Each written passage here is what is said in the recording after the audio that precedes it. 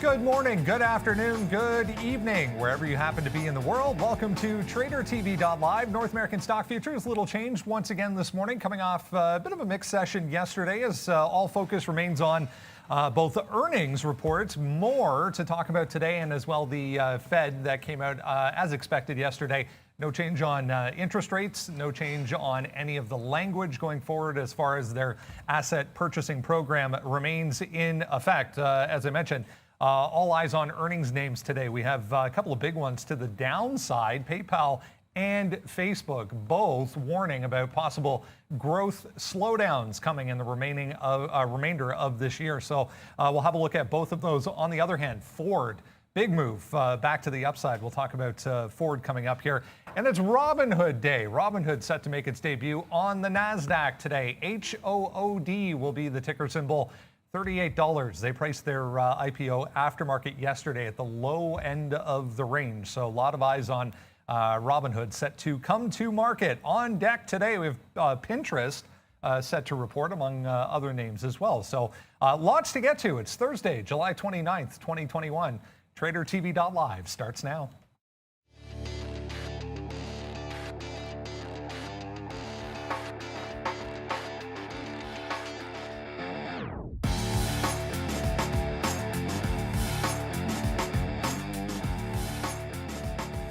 There we go. Look at how things stand at this point. Not much reaction there. We did get a couple of numbers out at 8:30. Q2 GDP. The advanced look was a little bit lower than expected. We also had the initial jobless claims number higher than expected. I'll show you that in a sec here, but pretty mixed to start. The NASDAQ in the red, everything else little changed on that board. So it was 6.5% versus 8.5% expected for Q2 GDP here. That was the first look at that number, and then initial jobless claims 400,000 versus 380,000 for last week. So we're seeing that trend continue that has been in place over the past couple of weeks. Good morning, guys. It is Thursday, Friday for Sean. It is going to be an interesting day today. Obviously, Robinhood set to make its debut today, guys, on the NASDAQ. HOOD, lots of attention, lots of eyeballs going to be on this IPO, and tons of earnings to get to once again. Robinhood is going to, look, we don't know where it's going to open up. We do know that the issue is at $38. Welcome here. That GDP number, that bit of a miss. I mean, that taper, I guess, talk of starting out, maybe that'll be delayed a little bit if we get some weaker numbers in here today. But there is going to be a lot to cover. You have tons of earnings to get through here today. Uber is down. SoftBank, of course, saying they're going to sell a third of their stake to recover some of their DD losses. And DD is up 18%. There was a rumor that they were going private. They could be going private. That seems like it's not true recently, but there's been tons of activity. I can't see a name that's done more volume here in the pre-market. So a lot to cover. Of course, you had Facebook, PayPal. We'll get to those earnings as well. And look, we can't get away from some of these higher flyers when it comes to the cannabis space. We know Tilray was on the move from yesterday, FLGC. So much to look at today. And then, of course, we get to trade an IPO, which was a lot of fun. Just no clue when it's going to open up, Sean. Yeah, happy Hood Day, I'm calling it. So we'll trade Robinhood today. It'll be a fun one. We'll trade I think the sticky note is a great one today. Please, guys, hit it on Twitter. There's a lot of huge names on there. Monster quarter. I mean, we were right about Facebook.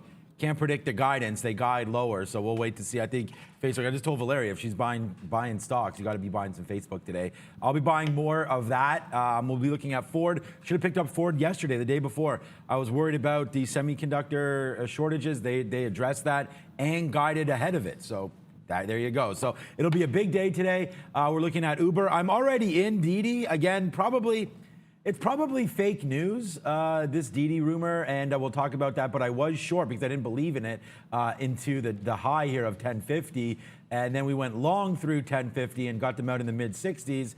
And now we're just stuck here long at 1052. So let's wait to see where it goes. Possibly going to be taken private. That's just a rumor. I don't think it'll be true. But we're going to be watching DD here a little bit off the open. Already close to 14 million shares. Yeah, they already denied that. So yeah, we'll watch DD. But it was the Wall Street Journal that reported that initially. So it seemed like it did have some sort of substance. But they already have come out and said, nope, not happening. Before we go any further, let's get over to the desk and say good Thursday morning to Ms. B. Hi guys, it's going to be a very interesting day. We are glad you joined us and enjoy your trading. Don't forget to hit the like button and let's get it started, Brandon. Let's indeed get it started, guys. Saw that chart that you had up there, Sean. I noticed Tilray as well. Active day number 2 here for Tilray. Big earnings yesterday. Obviously, the first post-Afria merger report from Tilray was much better than expected. What a move that thing had yesterday. I mean, Neil and I talked about this in the aftermarket, well, in our after show there, and that was that, you know, it's, and actually, this was the call that I said could have been long for a swing trade. So today you are up that 5% if you did take it. And the reason why was that we're so used to, and let me just go to a 3-minute chart here. We're so used to Tilray and some of these marijuana companies giving everything back. Nikola founder Milton charged with false statements. Okay, that's no worries there. So they were so strong yesterday, and they didn't give any of it back. And the volume, although increased obviously off open, still stuck around into the close a little bit with picking up volume. And we held. So we held the highs yesterday. I mean, not the ultimate highs of 1650, but we closed, you know, right around here, 16, above 16, up that about 20% or so yesterday. So that was a big move. And then, yeah, it continued into today. So, hey, look. I mean, we talked about this as being a possible hold. It's up that 5%. But again, like, you know, we are this is why it's on the sticky note right there, by the way. And it's 17 is the 50-period moving average. So we like that on a daily chart. I think it has room to go now. CGC, you know, moving as well this pre-market a little bit. So I think there's some potential here with Tilray, although it's a second day move, I still am negative on holding these like all day. If we can get a bump through 17 and I can get some out like 1720, 1730, something like that, we'll do it. Because again, you know, until you get, I think legalization is one of the single biggest, we can check CGC, it's not doing as much, catalysts for a monster move. Right now. I mean, if you're going to put your money into any stock, you could get some of the EV names going again off this infrastructure bill. We'll talk about that in a minute. But if you're looking for some sort of a catalyst, I believe that the marijuana space is one that you could definitely pick up some of these falling swords, because you just get a couple good stories and these things could be up 20, 30, 50, 60%, right? So let's watch out for these marijuana names. We'll be doing it today a little bit on these names, not doing that. We will be trading them today, as I'm going to get long right now. Tilray's going to break through 17, and we will take this long through 17. Some people asking about the sticky note, why the neat printing? Well, Miss V, thank you so much. We actually got a much better quality pen now with one of these little things on the bottom for Neil. He uses an iPad, and Brendan swiping back and forth, but it's nice. I had one before and it got wrecked, and then I was using these little Bic pens or something, Papermates, and they just weren't as good. So now we're using higher quality, but here we go. Tilray's getting ready to break through 17. I don't know how much higher quality is. So by the way, because Tilray's at that 17 level, like I was saying, I'm going to be all over short if we got a chance in Sundial, but you know, it's above that 18 because Tilray's dragging it higher. So might be looking at, if 17 breaks and we get the run that I think could happen here, I'd probably be looking at like a dollar range on Sundial before I look at the short, or retracing through 18. Now, I just saw Cassava Sciences. I mean, look, it's bumping to the upside here, up 3%, but yeah. The activity in the pre-market, I mean, this is like, it doesn't seem like much because it's only up 3 now, 5%, but it just bumped from like a 115 all the way to a 145. So big move in the pre-market on Sava here. It's been a crazy runner before, obviously, and we know all about it. But this has been just a monstrous run. Now it's back through fresh highs. I don't know where the turn is going to be. Maybe it's like a 150, but you got to start thinking maybe dip buys on this. So having missed out on this pre-market move in Sava, I'll have to look for some dip buys. It's on 500,000 shares worth of volume, but this stock, it's sort of one of those things. It's like an all or nothing type of deal for them, right? Like this is the opiate play, right? And they're trying to wean people off opiates, and you know, it obviously great for them if they succeed. But the volatility is just absolutely ridiculous. It's basically been a double up since this whole close to a double. Actually, no, it's exactly a double up since this most recent pullback, and this is just literally a week ago. Like a week ago, it's now put in a bit of a double. It seems like a lot, but I mean, Sava, we've seen how it can move. That 150 is definitely going to be in sights. That just popped on the radar late. Interesting to see some of these Chinese names coming back to the upside again today. We saw DD obviously with that separate story, but a lot of the other ones we've been looking at this week, guys, including this one, NIO, in positive territory. So far today, we got back above that last low there on the daily chart for NIO, although we are testing it as we speak here. So this group needs to be watched once again today, but no real significant developments as far as any of this is concerned when it comes to some of these Chinese regulations. Yeah, so yesterday, I mean, my NEO trade is here from yesterday. So we traded the day before. This is a 3-minute chart. We like to go long on dips. It didn't work the day before, but look what happened yesterday. And this is where this is what I'm talking about. Like when we lose, we barely lose. We lose very, very small because it's going down. We're getting out every time, pops up a little bit. This is an average in, pop up, get out there, average, take it again, get out. And then look what we did yesterday. You can't just keep getting out all the time. Sometimes you got to hold a little bit. So yesterday we played that dip back down into 40, take it out, and then we wind up taking a $2 winner or about a $1.70 winner on the last half. So we take out half early and then we hold half. And now I think we are right back here at this 43 level that I really like. And I mean, I put it on here, and again, it's on the sticky note right there at the bottom, NEO, talking about going long through 43 and why I like that. It's already been traveling today, so it's already traveled to 43 and back down to 42.50. The NASDAQ obviously makes a little bit of move down there on that GDP number. Brendan went over that at 8:30. So 42.50. A dip down here for NEO into 41 would be pretty sweet. I mean, you have a 40 protector down here if you wanted it, but obviously you're not going to take a $2 hit, so I don't want to get long yet. We'll get long off the open. If it breaks 43, then we'll hit that, and otherwise back down to 41. I just think that NEO, very, very strong. I did dip into BOVESPA yesterday at 183. Yes, sir. Now it's up to 201, so right there, that's a nice 10% gain in Alibaba in over 2 days. So if this one's starting to fly, yeah, so wow, really happy with that one. Shout out to Shakib. I know you and I, my friend, had a little bit of faith in some of these Chinese names, so we did get into it. So let's watch NEO now through 43. And before I go on, let me call up the imbalance locator quickly, as we have not done that yet. And yo, what up, DD? This is the stock that I have, of course, right now, and we'll talk about that when we get to it. But I've been in and out of DD a little bit here today already. Now long again. We just took a long at 38, so that's nice. Now it's back to 50.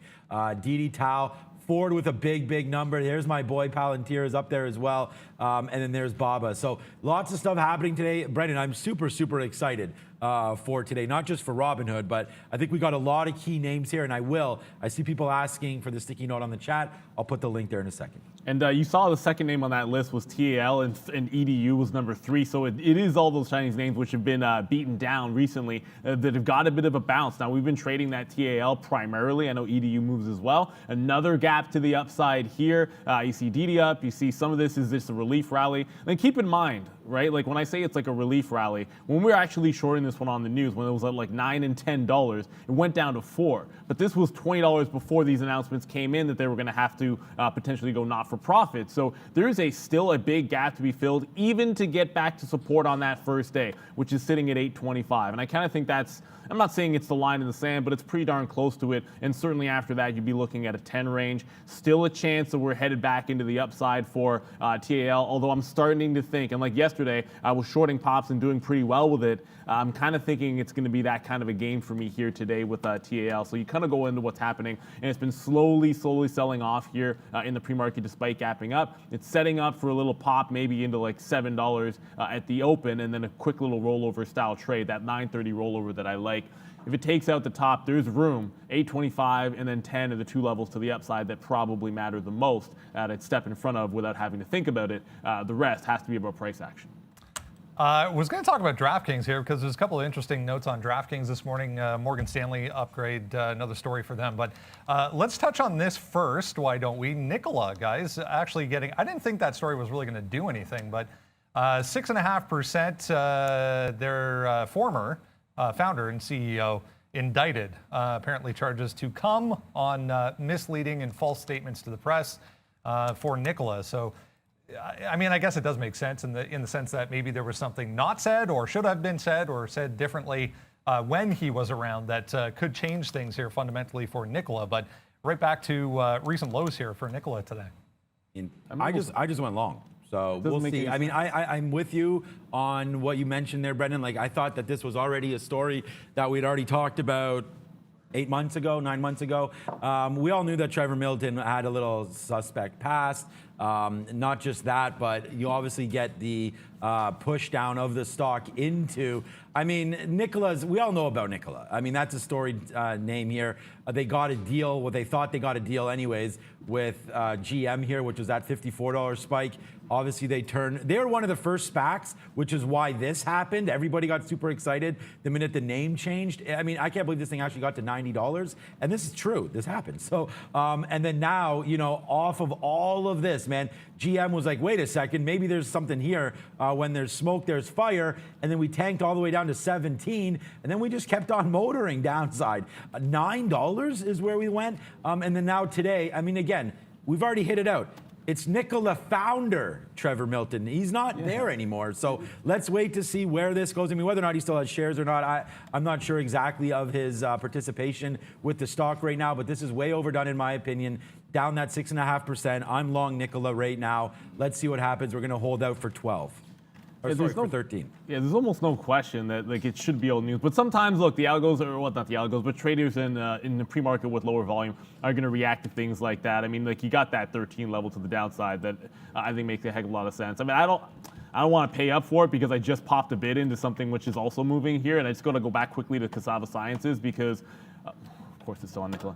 Back to Cassava Sciences, it just pulled back. It was trying to get to that 150 and then pulled back. I said $10 in the chat. Check that. It pulled back $15 from the top here. I was looking at this peak to see if it could have maybe just flushed right into 130 and then catch a little bit of a bounce here. But Cassava Sciences, 135 also happened to be where we closed yesterday. So it looks like it basically bounced off of sort of a positive to negative, negative to positive story. This was down at 116 before it absolutely exploded to the upside. I didn't notice it till like you started seeing the bigger volume spikes up here when it broke out the highs. But if you were monitoring something like this, on decent volume, it gets off the bottom. Most of that is just dark pool overnight prints that come through. And then you get this hard floor at 115. I would love to see what's down there. It's a clean break at 130. That's the only level I have for support on this stock, Cassava. On the run, it only looks like 2% here. But the chart has to tell the story, guys. It's already a $35 range in the last hour. All right, guys, let's shift gears here. We'll have a look at some smaller names listed primarily here in Canada, although we are going to talk about a few that do have dual listing today. Our good friend Rahim Alani back in the building this morning after a brief, well-deserved vacation hiatus, I guess we'll call it. Good to see you, first of all. Likewise, thank you. Interesting time here as we're getting into some earnings, both in the U.S., a little bit of a different timeline on the Canadian side of things. We're going to touch on that. But wanted to get your thoughts first off. We had Elliot here yesterday from CIBC talking about CDRs coming to Canada. First of all, I mean, we were all aware and familiar with ADRs in the U.S. and how they work and how they're listed. But what are your thoughts on this move by CIBC? I think it's a great opportunity for investors to participate in equities that they wouldn't otherwise get a chance to participate in.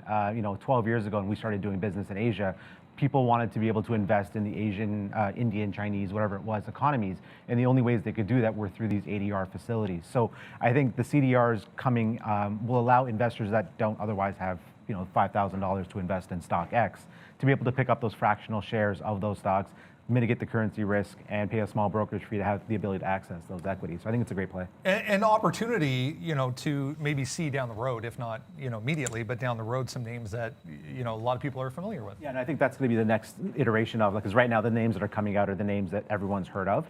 But it'll be interesting to see how many more names start coming up. And I think they're, if there is good demand, there will be a number of new names that people don't necessarily follow that they'll be able to invest into with these CDRs. And it's great that they're starting with the Amazons, the Apples of the world to get it started. Let's talk about earnings here. Obviously, we're getting into the heart of it when it comes to the U.S. side of things. A little bit of a different timeline on the Canadian side when it comes to these smaller companies specifically reporting. Right. What can you tell us on that first, and what should we expect overall? So the Canadian structure is a little bit different than the U.S. So for the TSX stocks, you've got up to 45 days after your period ends. So look for those results by mid-August. And the CSE and the TSX Venture names have up to 60 days. We look at those names by the end of August. So in the next couple of weeks, you'll start to see the real rolling of the Canadian names. And now what's different this year over last year is last year, Q2, we were really in the heart of COVID results. And how that impacted financials, and a couple of names that we'll talk about. You'll see the year-over-year results. This year, again, hopefully things are coming back to some semblance of normalcy. And when you've got that coming, you're seeing these results that have quite exponentially different than they were a year ago. Other thing to note, just as people that are looking at these stocks, companies that are flush with cash are doing two things now that they're coming off the government assistance. They're increasing their dividends and they're looking at share buybacks because they view their stocks as being undervalued. And they also want to protect themselves. So you'll see it with some U.S. companies have started, Canadian companies have started, and that'll be an important thing to look at with guys that are flush with cash. Are they going to increase their dividends or share buybacks, and how that affects the share price going forward? It'll be interesting to see, as you said, last year this time we had a totally different world, obviously, right, as far as what was open, what wasn't. So let's get into some of these names. Again, most of these guys primarily listed here in Canada. Some, although, have dual listing. We're going to talk about some mining names. We'll touch on cannabis here as well. But Capstone, CS, the first one. Capstone, they had net earnings of $49 million. They had the highest ever operations from cash flow of about $140 million. They got a little bit of money from a company called Precious Wheaton. They're guiding for 175 to 190 million pounds of copper for the year. They're 97 million pounds of the way through, which is one of their highest numbers that they've ever had, 128 million of EBITDA.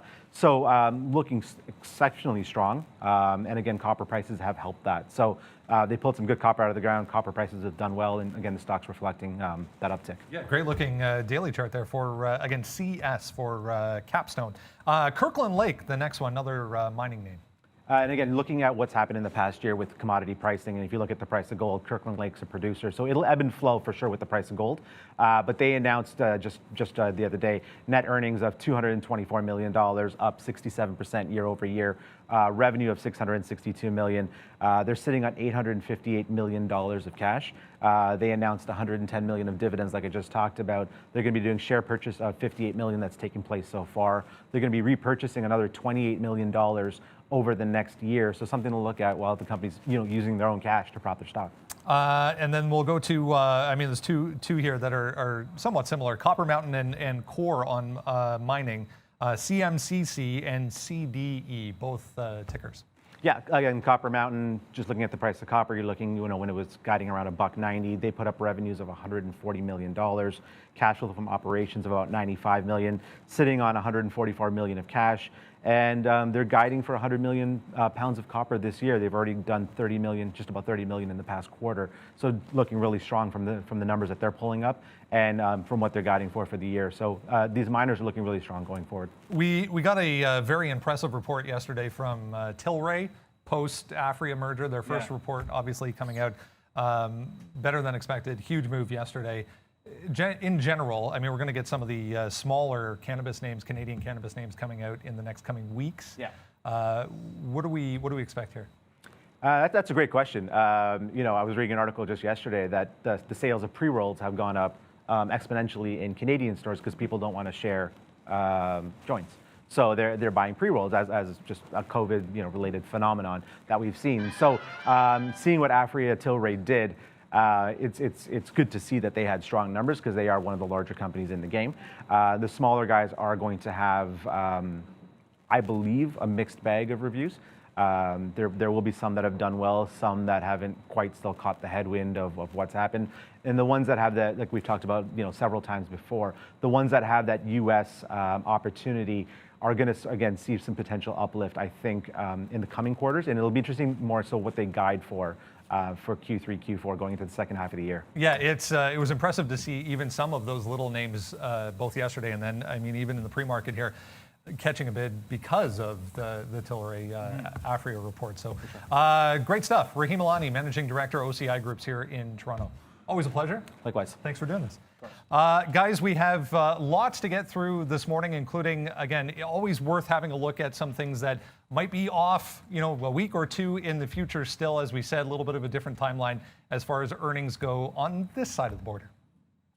Absolutely. One of the things, and thank you, Rahim, for coming on here, is, you talk about the miners, and it's a good part of the listings that are in Canada, of course, are going to be in that mining sector. I think that's one of the reasons. And cannabis, too. That's why we've been talking about Tilray there. And just to clear things up, I know Sean has already talked about it. For those of you talking about it in the chat, Nikola is on the move. The news is that Milton is being charged with lying to investors. This isn't like Nikola being charged. Of course, he had false statements before, but this is all old news. Well, sorry. The fact that there were false statements or alleged false statements, that's sort of old news.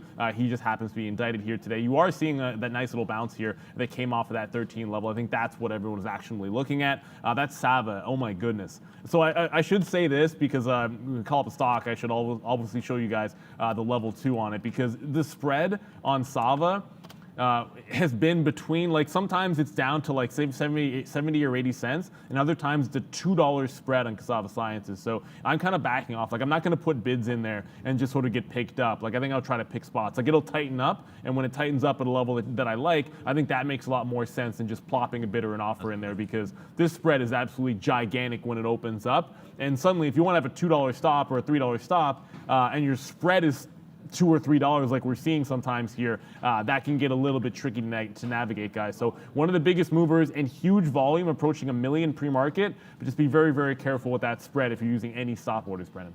All right, let's get into some upgrades and downgrades. There we go. Upgrades this morning, guys. AMD, Facebook, McDonald's, Tesla, all to the upside, all for the most part in positive territory. Facebook, obviously a different story. We'll talk about that coming up. Altus on here to the downside. iRobot, yeah, killed in the pre-market here after their earnings, and Moody's as well, guys. We talked there about AMD, and I said that yesterday about them getting an upgrade. So hopefully that rallies the stock a little bit further than it's gone right now. And just, I know Neil just talked about Nikola, but I'm just long here because of reasons. I mean, we talked about why. I think that this is a little bit too beat down, considering this story doesn't really affect moving forward, in my opinion. Obviously, it's going to hurt the mainstream media there when we go, and they're going to be talking about it on other channels. You guys see all the news releases. It's on Twitter, so on and so forth. But really, let's wait. Let's just wait to see where it goes. I mean, down 6%. We're only down to yesterday's lows, and that's really what I'm playing off of here. So nothing there. And the reason why we go ding was because I said yesterday, AMD, I mean, I thought it'd be over 100 today. Obviously, the NASDAQ's down slightly. I still think we have room to run. We crushed this name yesterday. Look, I mean, even the last 2 days, only going long. And then yesterday was a big one for me. And then we didn't hold it all the way. It's silly me. And then we did get out of some. I'm long 67 or 65. Sorry, we cashed out yesterday. Right here, actually, 97.40. We got out yesterday. I felt that was a little, not out. We got out at 15%. On the longer term position there, just because of this 100 area looming large on AMD. So we'll see if that can hit today. I still think we go above 100. I mean, whether or not it's today or tomorrow or Monday or Tuesday, at some point, obviously, AMD goes, as long as we don't get a monster pullback in NASDAQ. I'm really liking that. And then if we can get a big NVIDIA number, then, I think that there's room for that. Also, people asking again on the chat, what's up? Am I averaging into DD? Yeah, I mean, I am, really. My initial plan here, this is just a 3-minute chart. My initial plan was to take this 1020 short, right? And then so that when I started trading it, it started to bump up. This is going to be, man, this is a 3-minute chart. Hold on, let me put it to a 1-minute chart here just to explain to you what I was thinking here. So I liked this short through 1020 right here, this break, so that when we came up to VWAP at 1035, I averaged in 3 times into this 1050 high right here. Okay, and then it broke the 1050 high, in which we went long through 1050. So this is a loss, and then this is a win, basically flattening us out. Basically, we had a little more shares on the loss side of it, so that was on the short side. Sorry, so that was a little bit of a problem. And not a problem. We're light still. This is still the pre-market, guys. And then it came back down to VWAP here again. I'm still long. Remember, I'm still long here at 1051 or 1052. Then it comes back down to VWAP, and we take another bid here at 1036 or 7 or 8. So we get that long, and now I'm still holding out for this break of 1020. It's going to be sloppy, man, because if this comes down and breaks 1020, what's going to happen is I'm going to get out of this long for a loser. That'll be 30-cent loser. And then we're going to go short. And then if it does this dance again, then I'm going to get caught again. So, it's 9 o'clock here. We're not trading many shares, but I'm just holding out. And I know they've already come out and said no, but it's one of those things again where I think where there's smoke, there could be fire. So let's see what happens with DD. Obviously up 17%. You're going to get a lot of people taking profits from yesterday and a couple days before. I mean, we went down $8, $9, and then today you're lucky enough to get out at 1050 if you don't like it. So I think there is some talk here for DD to go upside. Let's see if it holds out. I mean, Obviously, the IPO comes out at 16. So the fact that you can get this 2 weeks later at 10, if you like the stock, is still a good opportunity. Doesn't bode well. We talked about Robinhood, and we will do more of that today. But some of these IPOs recently have been pretty trash. So let's wait to see what happens today. I still have an order to go long Robinhood off open. So as soon as Robinhood opens up, your boy will be long on that one. Yeah, that IPO, it's IPO, by the way, it's down like 19% on the year. So a lot of the big ones haven't been doing too well. The only reason I favor the short for a 930 play on DD is anytime you have a gap up and a flush like this, I tend to play that direction until it has a clean breakout, which could be the case at like a 1065, in which case I'd probably be looking up around like this cluster here. That's going to be like 1075. It pops up to that range. I mean, I guess it's possible that you could be looking at a halt, although I think it's liquid enough that it won't. That'd be the first rollover that I would look for. I'm in SPRT. Support, by the way, this was the one we traded yesterday's action.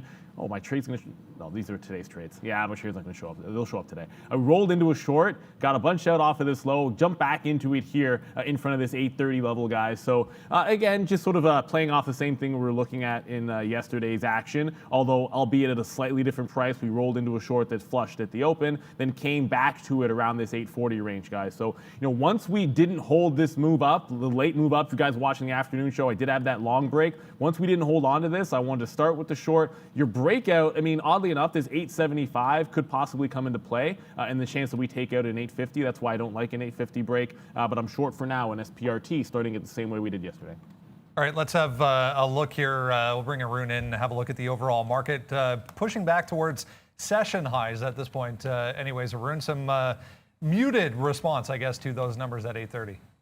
Yeah, muted response to that. Fed wasn't, there was some movement, but it wasn't a whole lot. Earnings are mostly out of the way. I think there's like one or two big ones left.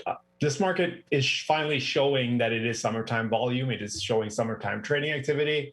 Yeah, it's been quiet for the most part. The levels I had yesterday, if you want to call them levels, 44.20 all-time high. 43.50-ish, somewhere around there. There's a support base that I can work with if there's a long down there. Pretty wide. I'm not going to tighten up anything in the middle. This is one of those days, and these are the kind of days that you're going to deal with going into August, especially. July was unusually active at the beginning, at least. Now we're kind of slowing down, and these are the kind of days you would, for the most part, expect in the summer, going into the late summer, anyways.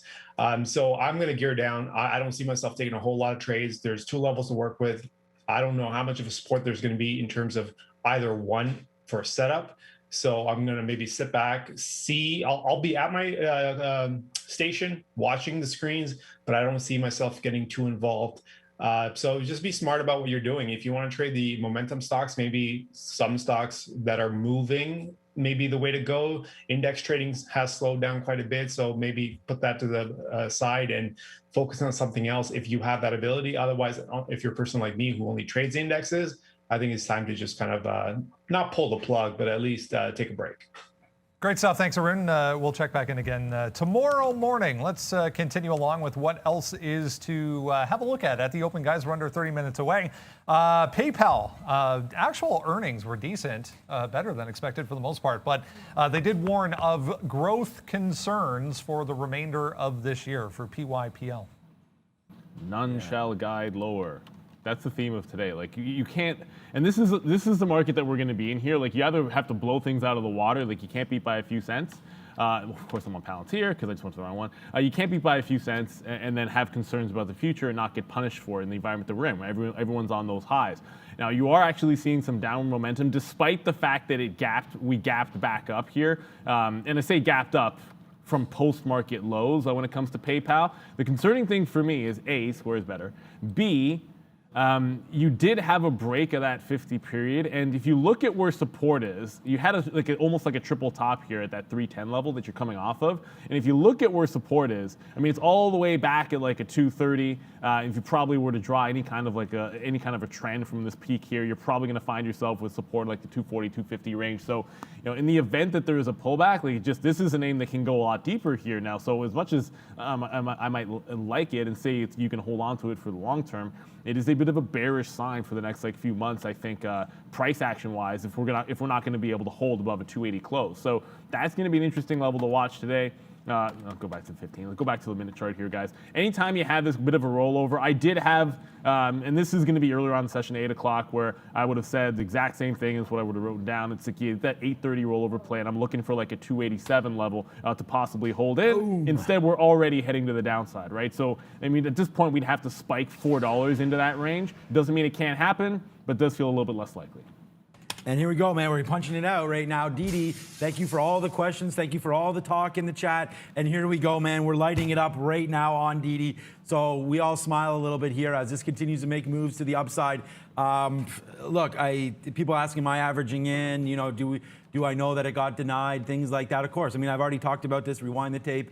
About 10 minutes, I was saying there to Visual Studio or something. But yeah, thank you for inquiring. And I really love the fact that all of you guys, girls, everybody, traders, I say guys all the time, but I know we have a huge female audience as well. Thank you so much for watching. And thank you for paying attention to some of the trades that I'm in, because really this is the whole point, is education and trying to help everyone understand why we're in position, and then you manage the position as you see fit, right? I mean, we're here. We're going to continue to be here. I'm going to continue to hopefully bang out some of these trades for you every single day. This was a DD trade right here, so let's see where we go. We just took a little bit out right there, and then at the same time, you know, we did talk about our Nikola position, and this is one where we're out on. I don't know why it doesn't show my out here. Oh yeah, there it is. Yeah, so long here, 1323, and then out right there on the break, man, 93. So it's a 30-cent hit, just like we said it would be. If it was possible, I was looking to get out back upside here. So, you know, the ratio worked out for me. This was a very, very small position. Literally 5, so I have 5 times more shares in DD right now than I did in this Nikola trade. So just to let you know, I talked about that. I told you it was a light position. And obviously when we're talking about DD here, you know, when we average in, I told you we took this trade, then we take that break, get out some on that break, average in again, and then average in one more time here at VWAP. And now we're getting rewarded where the point where, you know, we're right back to where we need to be on the day. So thank you for all the questions about DD, and that's what that is. And then Neil just hit it out there with PayPal. PYPL here. Let's just wait to see where we go today. It's not even on. Like, I have a bunch of sticky notes today, and it's not even on here. So this is a name that I've loved for a very, very long time. I'm still long at $105 off of 2002 January. It was my call in January, so I'm still holding it. We just were at all-time highs, guys. We had a 25% move in the last 2 weeks, and like June 22nd, man, that's 7 days ago. This stock was 267. Yesterday it was 310, okay? So obviously it's coming back down here to the 50-period moving average. So let's wait to see where it goes. Really, really happy with everything today. PayPal won't be on my watch. It'll be on my watch, but it's not on my initial ideas, guys. All right, for anyone still wondering, I can show you one of many reports out this morning with DD denying those media reports. So it was the Wall Street Journal who did say it initially, but here's the quote itself. The company affirms that the above information is not true when it comes to the idea of them going private once again. So there's lots of people talking about that so far today. Let's go on, guys, to Facebook, the other one with a huge report. But again, we're down this morning because of a warning about the remainder of the year. First of all, okay, so I just want to say something about that, Didi. Like, so now we're trusting what they say to be accurate, right? To me, it's actually more likely that they're going to go private because they're saying they're not going private. So that's my thought there. But I don't know. That's not. I mean, that's not why I'm in the trade. I'm in the trade technically, and then I think that they will probably have some sort of an announcement that they will go private. So let's wait to see where that goes. Look, Facebook was an absolute monster. Everything beat. You know, they got 31% versus 25% revenue growth. Lots and lots of positives, things coming from Facebook. Unfortunately, the conservative guidance that they continue to always give happens once more today. So again, you know, from 338 3 days ago up to 375, or sorry, 5 days ago up to 275, 375, topping out yesterday at 377. Yesterday it was up even more than it was down today. So let's just wait to see what happens with Facebook. Or no, yesterday maybe it was down. It was up huge on the Google number. Let's wait to see what happens. I think, and I've said this over and over again, any dip down here for Facebook is a buy for them. I think that you're going to be talking about 400 before you're talking about obviously 300, but this is going to be a big stock, a big name, lots moving forward. Again, they guide negatively. And why? They're talking about possible regulatory issues as well. They always mention that. Apple, of course, changed some of the privacy settings in their OS. So they're worried about how that will affect business moving forward. But this guy is definitely not worried at all about Facebook. I am not selling anything, and I'm looking to buy more and more and more Facebook, as I believe this is the name. Zuckerberg keeps talking about metaverse. Just get ready for that word. You're going to be hearing, and if you have never heard about it before, check it out, metaverse. You're going to be hearing that a lot in 2021, this back half. And trust me, Facebook's going to be all over everything that has to do with internet, WhatsApp, Instagram, Facebook, whether or not you have an account or not, irrelevant. Okay, they actually didn't even add users.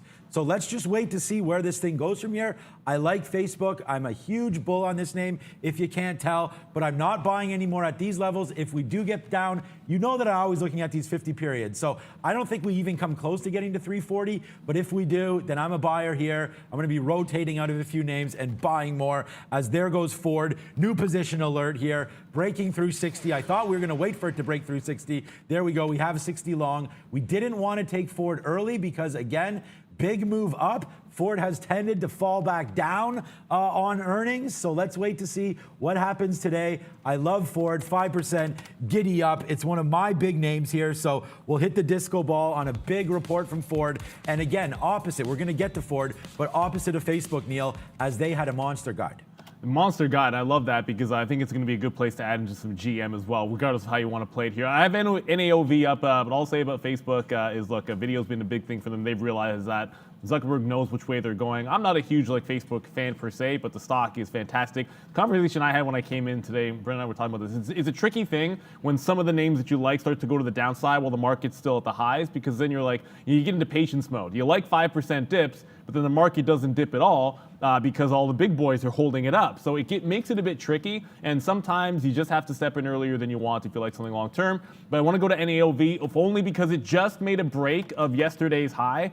This is a 250 level. I just want to point out that when it reversed off 4, the only pullback retrace it had was right to 245. So this is a bit of an important level break here.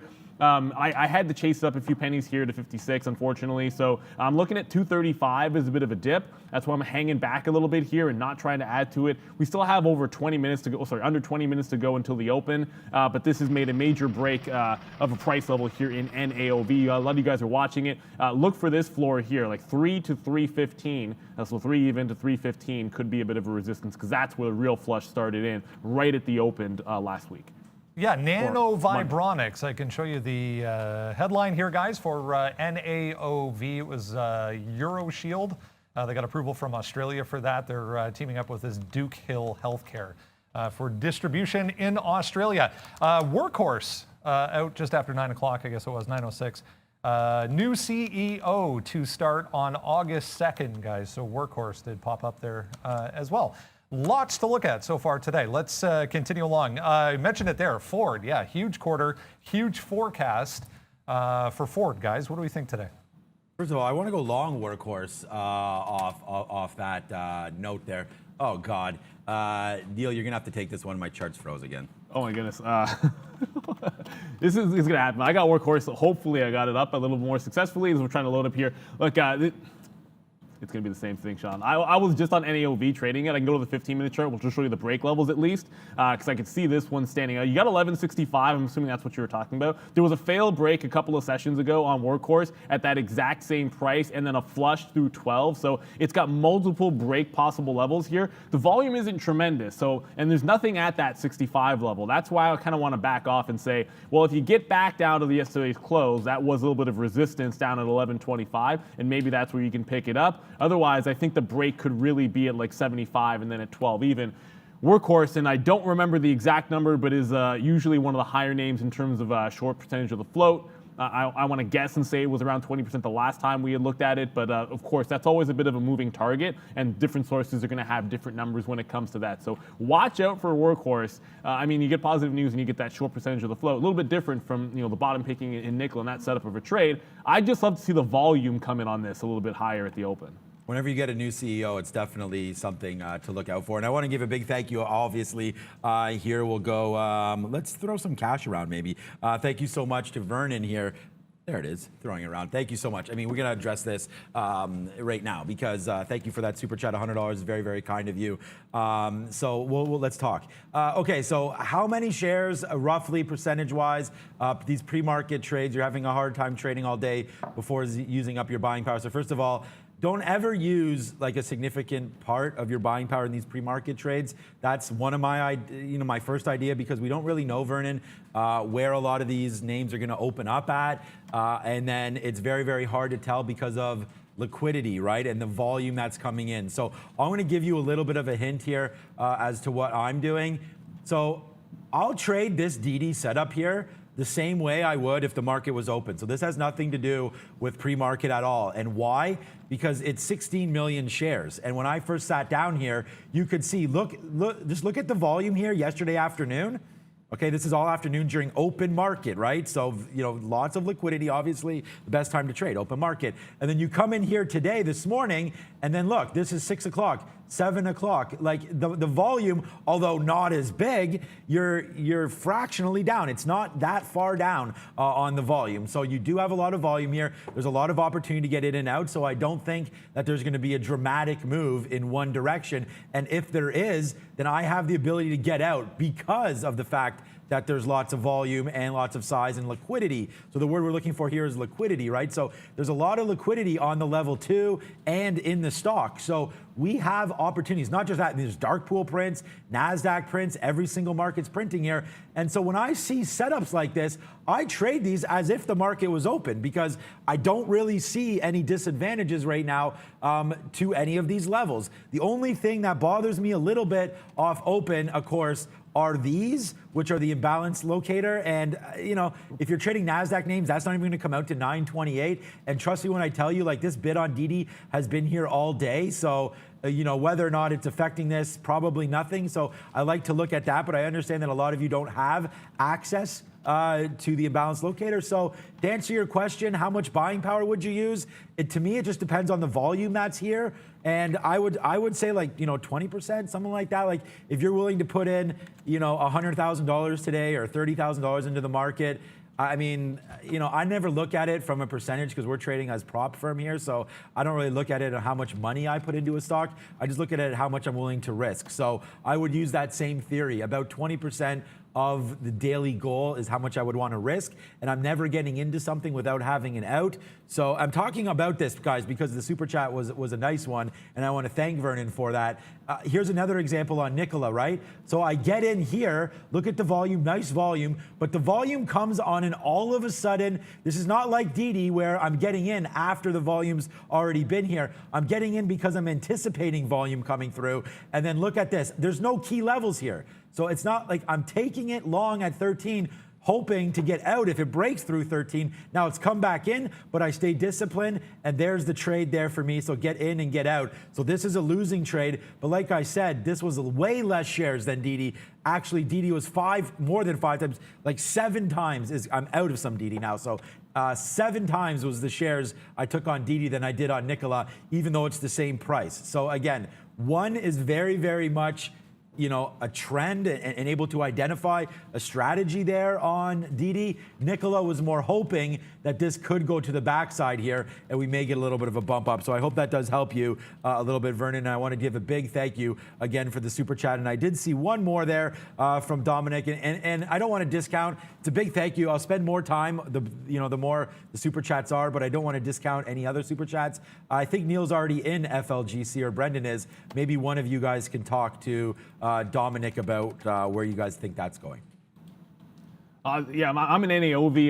FLGC is definitely a mover. The only thing I want to add is you have to look at liquidity, as Sean mentioned. There's a big difference between COCP, which is doing a ton of volume, and then FLGC, which is a good point that we brought this one up.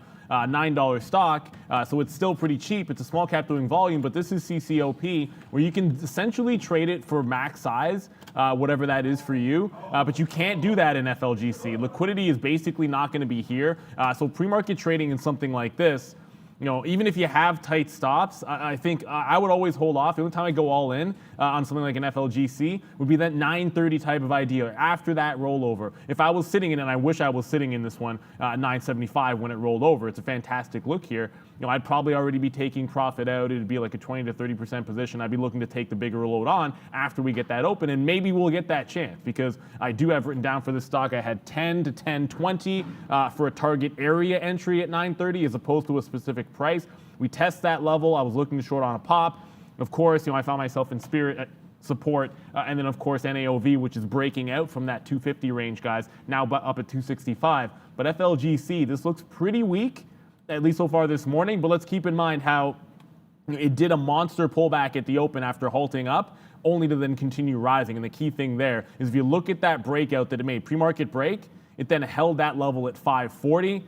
So you want to see if some of these levels on dips can hold? Well, look at this lower high that it put in. That's about $9. That's a dip at 7 o'clock at $9, and it's right here at $9. It needs to hold that level, I think. And then from there, maybe the pre-market lows could be your next support. But 9, this is a big test. That's why I kind of think I might get that short off the pop at 930. Yeah, consider the news there as well. Positive news for FLGC moving into the medical cannabis space in Australia today as well. Let's talk Robinhood, guys. The day has finally come. Pricing their IPO at $38 per share after market yesterday. Came very late, 8:30, 9 p.m. Eastern is when that finally came out. So 60.5 million shares total, about 32 billion they're coming to market, the value coming to market at. Look, and obviously we don't know when it's going to open up. For anyone that's interested, like, we can use market on open orders to then get that opening print, use the momentum. And I'll give you an example of a chart because it's the only thing that's going to probably make any sense to look at here today. We talked about the IPO market being a little bit weak. Look, they're actually saying that they're going to flip from a profitability to a loss in the next quarter, and there's been less than expected, I think, retail interest. They're setting aside over a third of the shares for Robinhood users to be able to get in, which could limit the amount of buying that comes in. And I'm pulling up the chart of Coinbase just to point out here that, when we talk about taking the opening print on the stock, I'll tell you right now, that was a winning trade. It doesn't look like it. That was a winning trade in Coinbase. Like, we opened up and obviously we closed shaving, at least like $38 here, like a big move to the downside when we closed on that first day, but it did break 400, made a monster run to the upside. So there was a winning trade to that long that was there for you, but you've got to have that quick little level. I always look for immediate support. So we get the issue at 38. They wanted to price the top end of the range at 42. Robinhood, I think that's going to be, look, these are all reference prices. It doesn't really matter. Like, it could open at $50, it could open at 41, it could open at 45, but those are the only lines that we have that might be in the sand. And then from there, I'm looking at the evens, like your 45s, your 50s. If I see a bid get slapped in there, I'll go long in front of a bid. I don't mind doing that. And I've even paid for short, so if the pop seems like it's a bit much, I can take advantage of it. Because I didn't do that in Coinbase when it made a high at 425.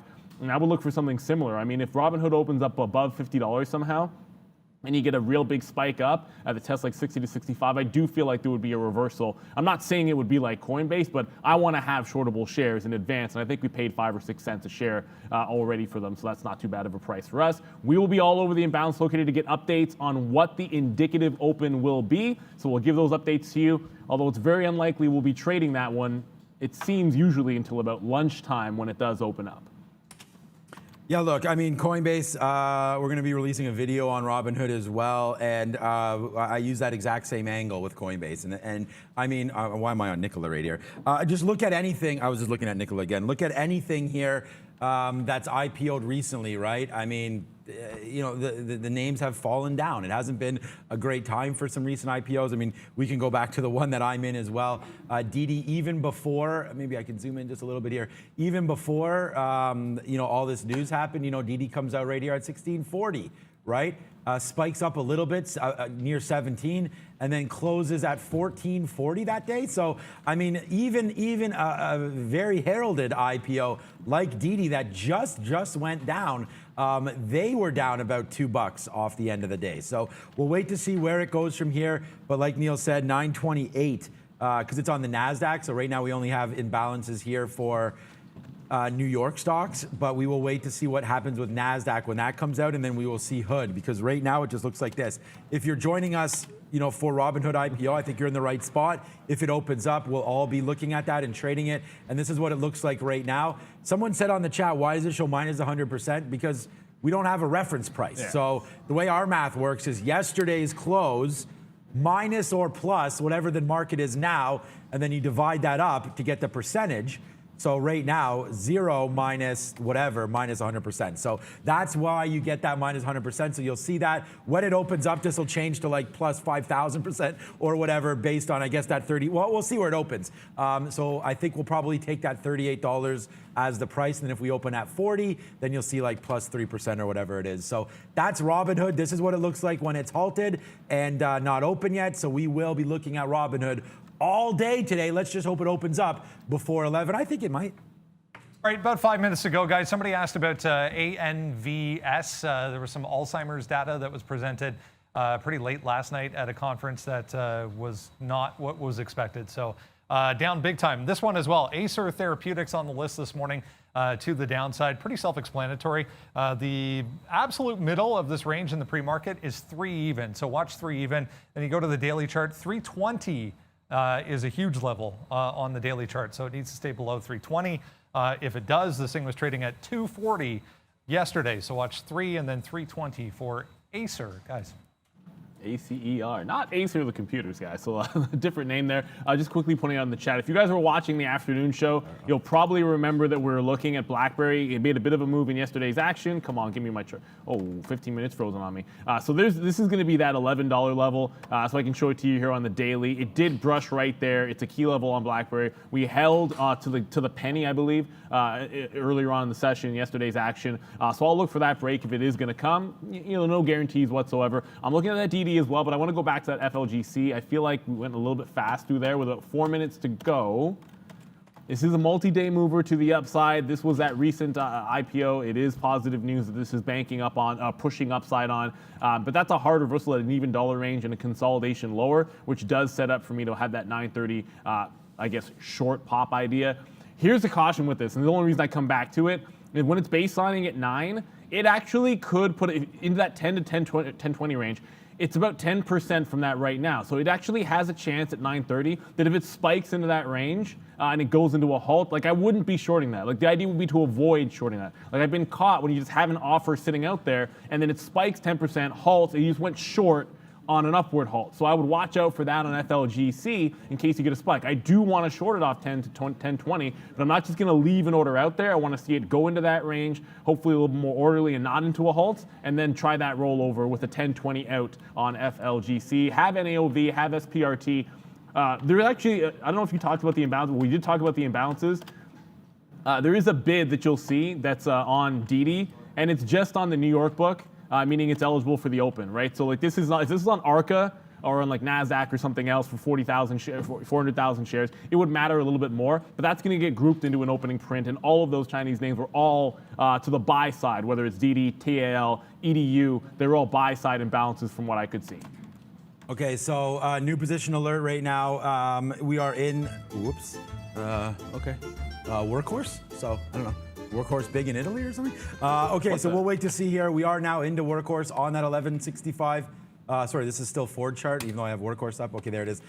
We still are long now into Workhorse, taking that 1165 out. Look, often you do get new CEOs, right? So new CEO could change the culture, could change the direction of the company. Let's just see. Again, this is another one of those trades. Shout out to Vernon.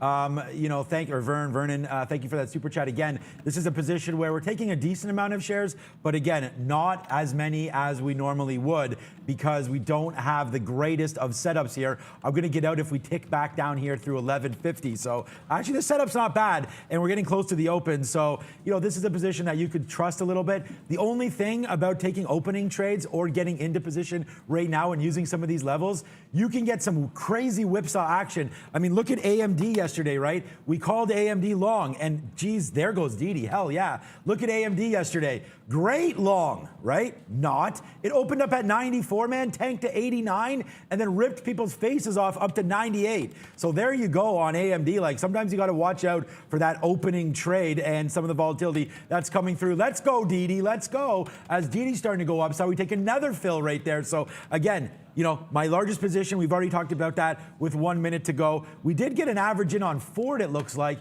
As Ford, this is what I mean again, you know, about the opening trade. I like Ford long, but this is not a heavy position. We're looking to average in. If we can get it back here to some of these earning numbers, like 14, 15, 14 even, that'd be fantastic. Just because we like the call and the report, and the report seems to be good, doesn't mean the market does. A quick check here on imbalances. So Ford buy side, again, you know, we talked about that, and I don't even see hood on here, so hopefully that'll get updated as we get closer and closer to open, but we only have 20 seconds to go. Should be a good one, buckle up. With 20 seconds to go, NAOV's at that high, at highs of the day here, approaching 275. I've taken some profit off because you never went broke taking profit. Watch out, sometimes these will drop pretty quick here off the open. If it does, I got a 250 stop just to get the rest out. Miss B is on the bell in the purple, no green, 3, 2, and 1. Let's get this party started.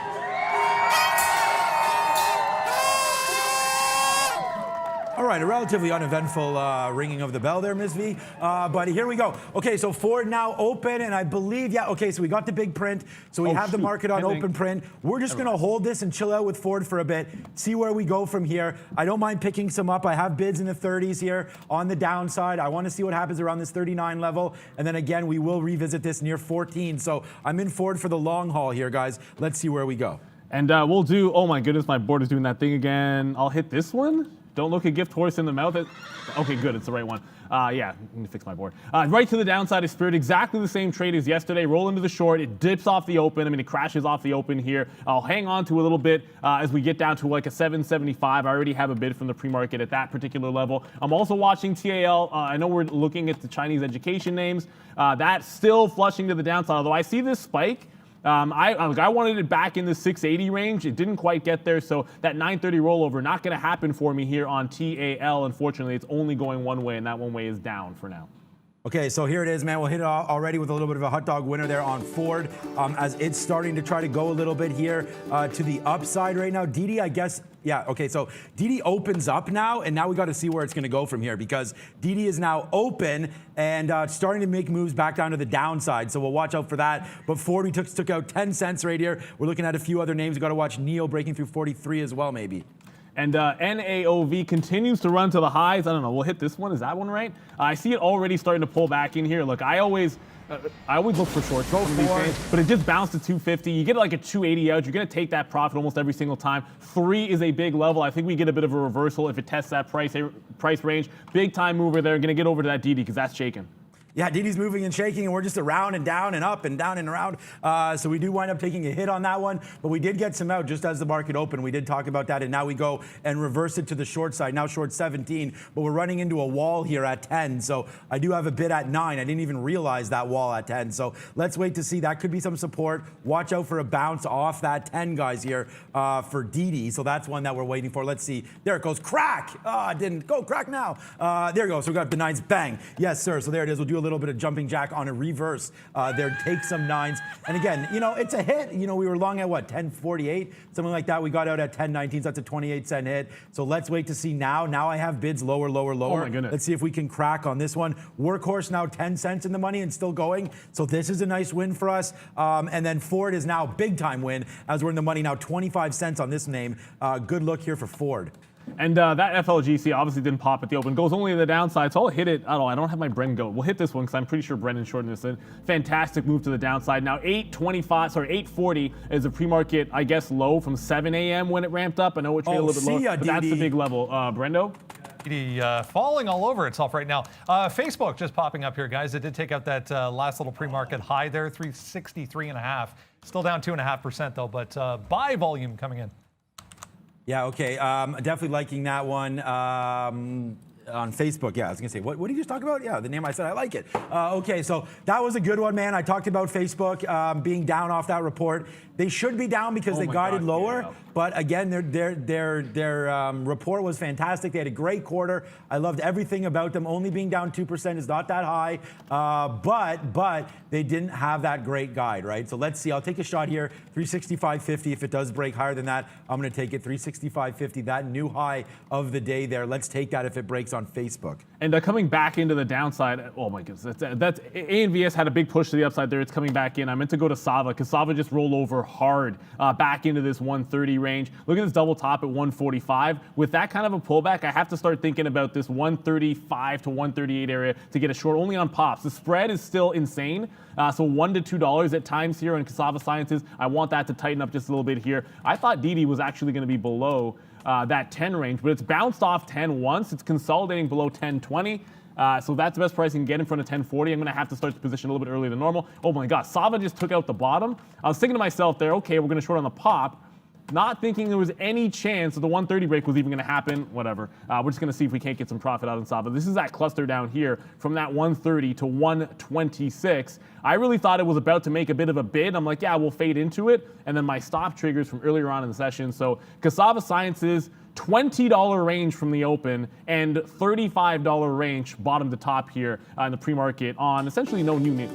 All right, spin it. We take a long right now, $1 in the money right now, $1.20 in the money right now on Facebook. We take that long, defending that 363 there. Now let's see where we go to the upside. A nice little $1.20 for that trade. So a good one there. And by the way, man, when DD cracked down that there through 10, I put a bid in the low 90s, but we did get 10, and we've gotten 1009, 1008, and then, or sorry, 1008, 1006, I think, 10.6, and then we got 10 even. So let's wait to see if DD wants to continue that fall to the downside there. We are short this one, trying to make back the money that we lost early on that name. But again, I don't feel bad about it. I mean, it was a trade that we liked. Facebook, guys, we didn't take the profit, and now it just come cracking back down. So watch out for Facebook. This could turn out to be a loser. Wow, the spread is huge on this name today, guys. When it just opened up there, it was quite nasty. So let's wait to see. We are going to get out if it breaks down below 363.50. Brendan? Micron, guys, popping up here early on this morning. Some 5G headlines coming through for Micron today. So MU pretty strong here, 1.6%. Decent volume at day highs. Okay, we just took some profit there on Facebook, but yeah, we'll watch. I gotta hit this one. Is this? Yeah, it is up in smoke. I guessed at it because my board is still messed up. But that 129, I thought we were gonna short 135. I had a stop on that Sava. It gets right into this bottom cluster for the breakout. So you short this cluster here. Well, sorry, this pop here at 130. We talked about that in the pre-market as being another level. Immediately, I'm not talking like literally immediately. Like it's almost a $7 winner here on the second half of the trade. I did think that 115 would turn into a bit of a bottom, but I expected this to have some kind of chill around 135, and instead we're paying down for it. SPRT, by the way, alert there. So we'll go from a winning trade into, yeah, SPRT, that 930 pop. Bang. It ends up happening a little bit later on. So it goes right through that 830 level. We're out of the short. We're into a long position. No halt, though, because it's only about 50 cents, guys. I know it looks bigger. That's a little bit bigger than it looks in terms of a move to the upside. Brendan? There's a couple we didn't get to in the pre-market, guys. Vaxart was one of those. They were out with some booster shot data for COVID, for their COVID vaccine. So Vaxart, positive data, guys, back through 9 there. Okay, here we go. Let's go. You know, did we call this or what on AMD?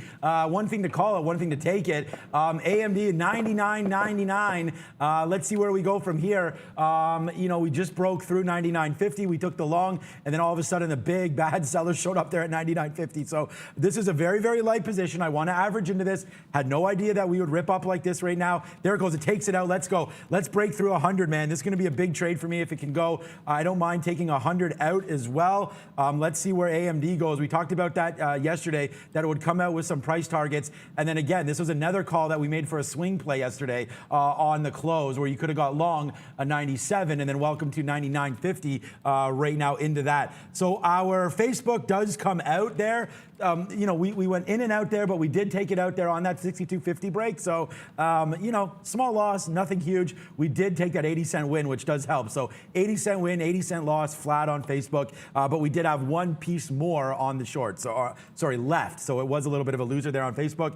And then here we go again, guys. Spin it one more time for Workhorse. I talked about why we like this trade. Now you're all the way up to 11.90. A nice little 20-cent win here on Workhorse for us to start the day. So not horrible right now. And then, by the way, Ford was absolutely destroyed. It didn't go down as much as we had hoped, but we do have one piece there, a good piece there at 50. And then now you're all the way to the upside. Congratulations on Ford longs, guys. Let's see where we go again from here. What's up, Brendo? Another volume alert there, guys, for Nicola, trying to get back above 13 once again. So we got down to 1260, but just broke back through 13 once again for NKLA.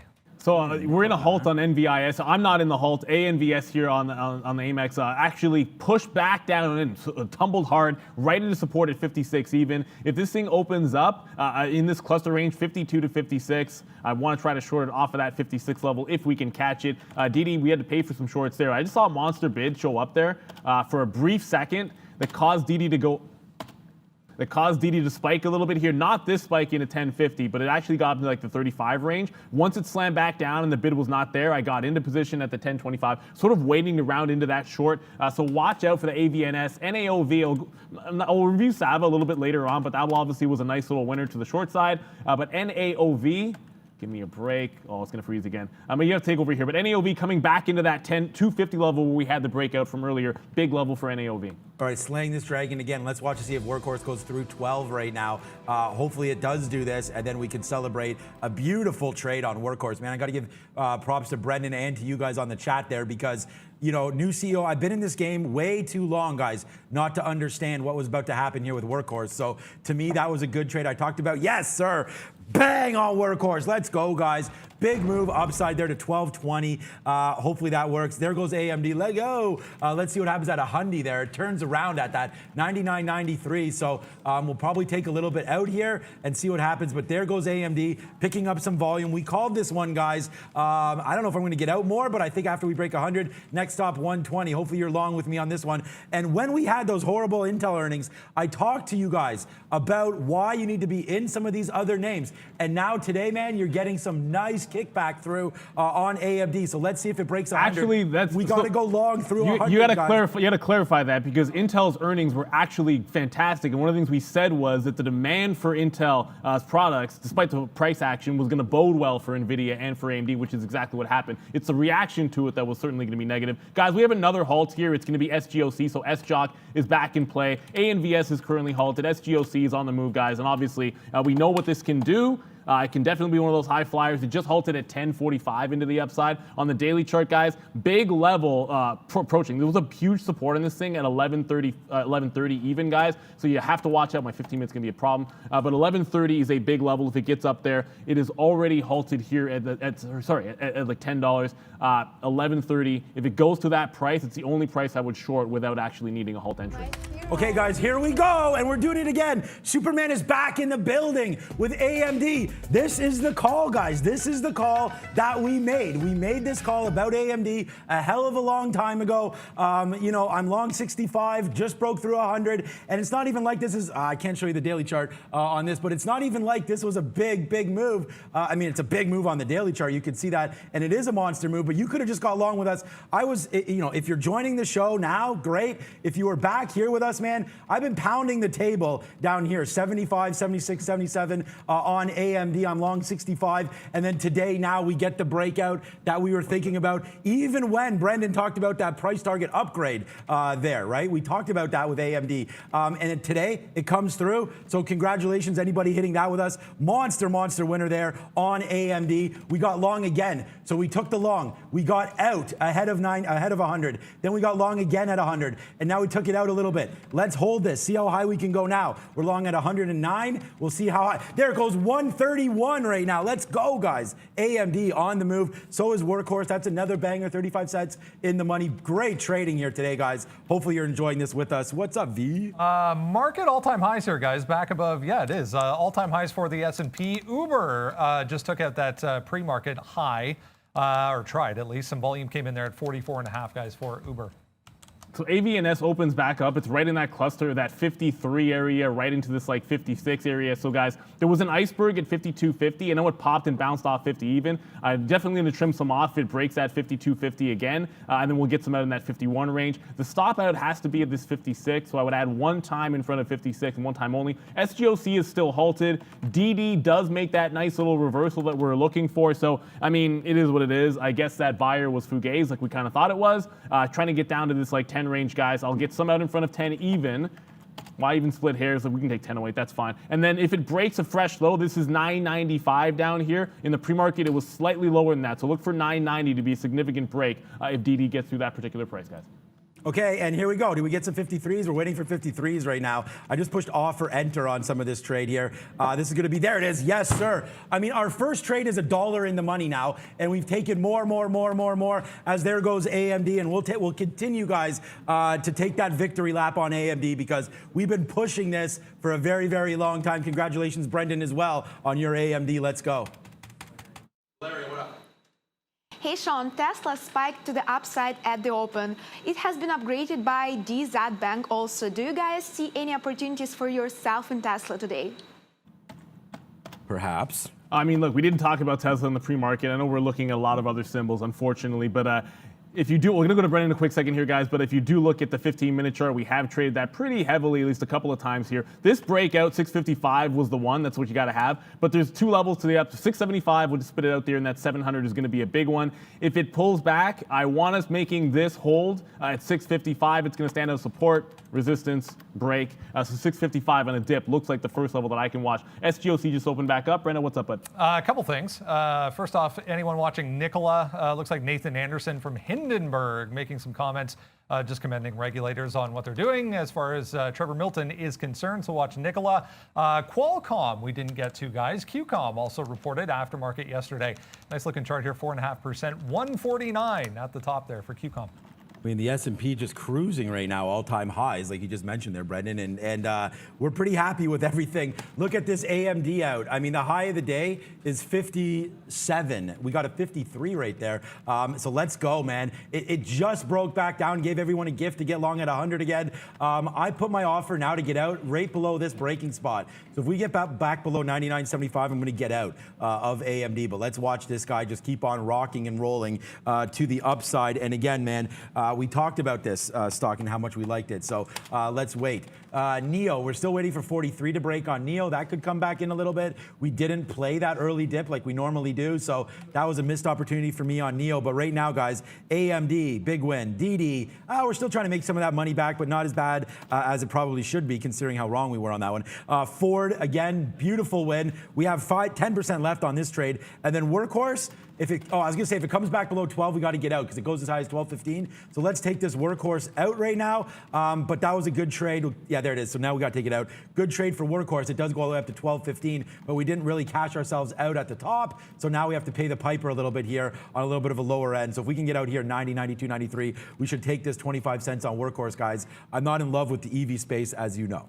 Yeah, I mean, take profits where they lie. I just looked a bit of a gift horse in the mouth here with ANVS because it broke that 52.50. I canceled my bid and got a little bit greedy because it looked like it was going to absolutely flush into 50 even. Bid stepped right back in at that price, so I'm going to go ahead and take some profit at that 52.35 range, guys. So it's a decent win. We're able to take off a couple of bucks here because we got that rollover. It failed at 56, which is where our stop is going to sit, like we mentioned. We always use those halt. I always use that halt price as my stop area on a halt to the downside or even the upside sometimes. So I'm going to roll back in after it fails at that price. I'm going to get some out in front of 50 even, and I want to try to hold. If it breaks 5.0, I want to have shares short of ANVS if I absolutely can. Obviously, you can take like a $3 winner in front of 5.50 even, but the low is at 44, and the stock has already fallen from 76, pumped to 66, and come right back down. So you want to leave some on for a bigger home run if you can try to catch it here, which is what I'm trying to do on ANVS. It's already halted once, could halt again. All right, so here comes just watch. I mean, I'm still in the same positions as we've always been in there. Oh, our workhorse comes out there at 90, so we did get that workhorse out, so that was a nice win for us. There we go. I found the EV space there. We'll unplug it. There it is. Oh, we'll plug it in. No, unplug. So there goes workhorse. Good little animation there. Thank you, Rob, for that one. Okay, Ford still bouncing around, thinking about taking some more shares here on Ford, but we are right back to this spot. This is where we're long. So now, I mean, we've already emptied it all out up here. Again, this is a small 10% spot. So now we'll wait to see if we can get some more dip buys in here.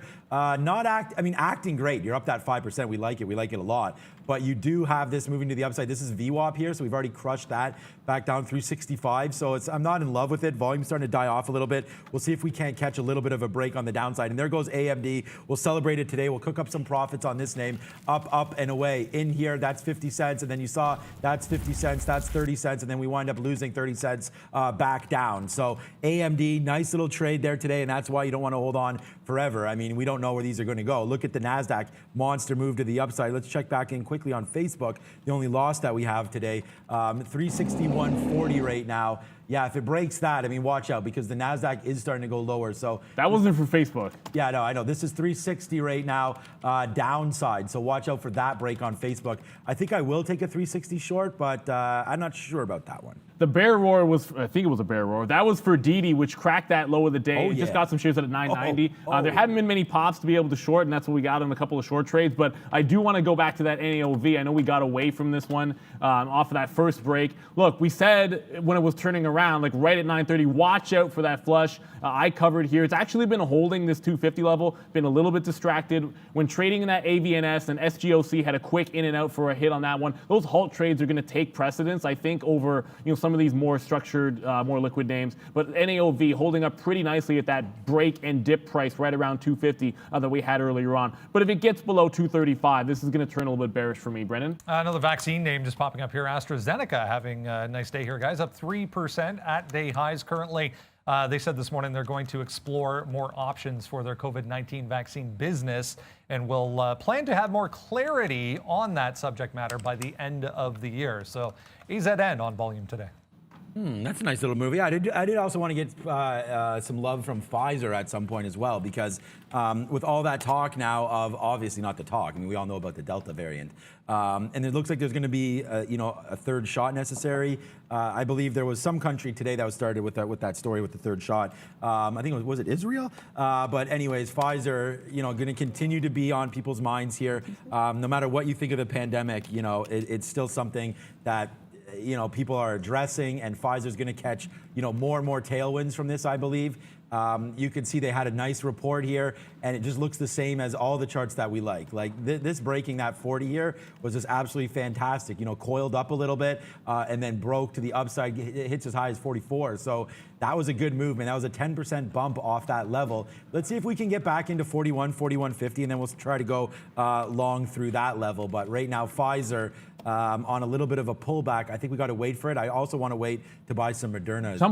Before we go to Brendan quickly here, we didn't talk enough about Uber. SoftBank liquidating a third of their position. This one's coming back into the upside, looking to take out a 44.50 level here. It's already made an opening range top, 44.50, double top, trying to break it. There's a pre-market high higher, but that's on stupidly low volume. So I'm going to take a 44.50 break on Uber.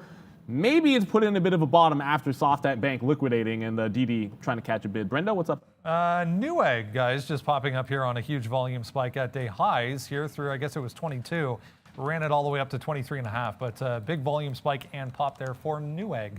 All right, so we put the money back in the wheelbarrow and just start running around with it again here on AMD, because we take another break of 100 and then get out at 120 or $100.20. They're now at $100.30. So this is now a 30-cent win here as we continue to go on AMD. And again, like that out is the same as what we just took on the win. So we just make that money back, and now we'll wait to see. I do want to try to hold this one a little bit longer and see if we can go. We do have a decent amount of money now that we've made on AMD, so we can afford to play around with this a little bit now today. Not that we want to play around with it. I think that this is a good movement to the upside here, so let's not take advantage. We got to take advantage of some of this, but I'd still think that if we could break through this $100.70, then let's get going on that one. I do like that play, so we'll wait on that. And then also, guys, right back in right now.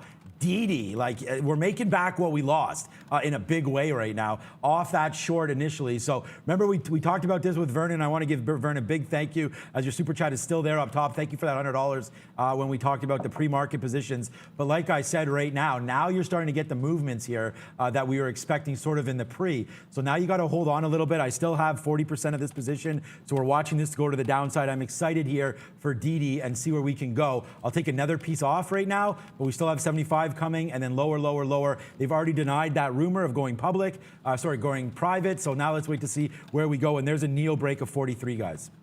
And we'll go with, I don't know, we'll do this cash money here. ANVS, it does make that break down towards 50, so we're going to get more shares in, like we said, at that 54.60, like 54.50 price. This is like my average was at 53 high for that short. So really, you're taking like a $2.50 to $3 winner on that leg. And I'm still looking for this to take out 50 and then retrace all the way back in somewhere close to these 45 lows, guys. Might halt on the way down. If it looks like it's about to halt because of that low of the day, I would probably cover in the event of a halt, but I'm holding through a 50 break. I want to take anywhere from like a $7 to $8 winner on this trade, on the last third of this trade. Brendo? We had this one on the list this morning, LC Lending Club. Right back to that aftermarket high and pre-market high here. $24 for Lending Club, up big time after earnings, guys. All right, just getting my orders ready to rock and roll here on NIO. We just did average in a little bit here on NEO because it did take that 43. It did go up like 10 cents when we first took the trade, but then it came right back down. So we took a little bit of spot right now, and we're going to use 42.50 as our out. So that's going to be the out there on NEO. I like it for that out, but we'll wait to see if it does come in.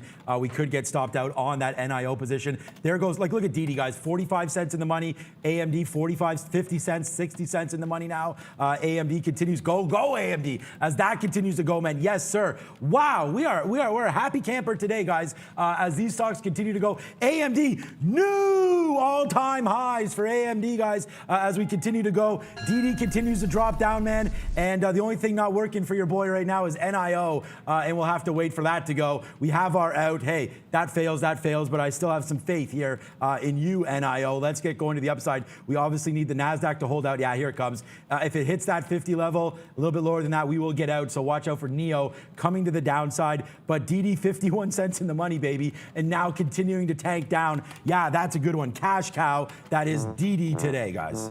Yeah, DD's giving it to you there. It's interesting, like Uber trying to take at that level. We didn't get that long because it never actually broke to the upside, but ANVS did break 50 very, very briefly. It was about $5 in the money, still going. Now I'm watching this LC. I mean, look at the sell that it put in off of the open, bouncing, fail break through the low of the day, and then jailbreak to the upside. With this consolidation, look, it either breaks down here, maybe you can short it. Otherwise, allow this to get towards a pre-market high around 25. So I'm going to sit this consolidation out for a short trade, and if it breaks the top, look towards 25 even. Lending Club, which that's a pretty unbelievable move, especially after it sold like that off the open. We'll stay out of the way of the short until it calms down. Brendo? Just looking at Sigma Labs, which is SGMA. Looks like they picked up a patent for one of their products today. Up on that, but just halted here, guys. Up 36% for SGLB. Sigma Labs. Okay. All right. Just having quick looks here at everything. Make sure that we're in the right spots. NEO, we just did put out an offer there, so we'll see if we can't get out in the 90s. That's where we're long, just to relieve some of this pressure on this name. But so far, so good on that one. We did get a 65 print on DD, so far, so good on that one as well. We'll see what that wants to do, but that's DD right now. Oh my God. Making it look like it wants to come back. Well, what just happened? That's not going to age well. Cassava Science is on that rollover. And remember when I thought I was getting into this one shorting a pop and then I shorted a breakdown? The problem with rolling over shorts, which I usually hold, you guys will know, if I roll into a short, I like it a heck of a lot more, and a breakdown where I'm getting in and out in a couple of minutes, is now Cassava Science is at $100. This went 115 to 150, triple topped, roll over, and is now at $100. Like, are you absolutely kidding me? You got to find a level here because it's just not like you want to stand in front of a falling sword. How this hasn't halted, by the way, is beyond me. That doesn't make any sense.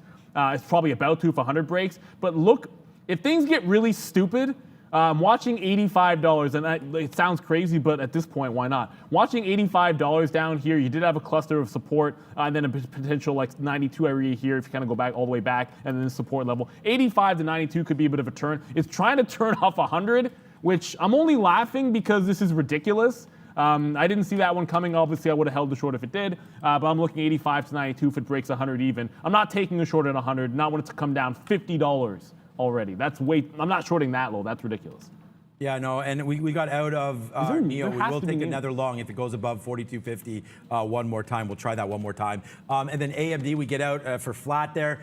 This is where we're in. This is where we're out. I set that on purpose, guys, because it does go all the way up to their 80-cent winner there, and we didn't take it because we're just hoping for more. But again, we're not going to let this win go against. So we take the 22 cents, and then we get out for flat there on the way back in. So that just is what it is, man.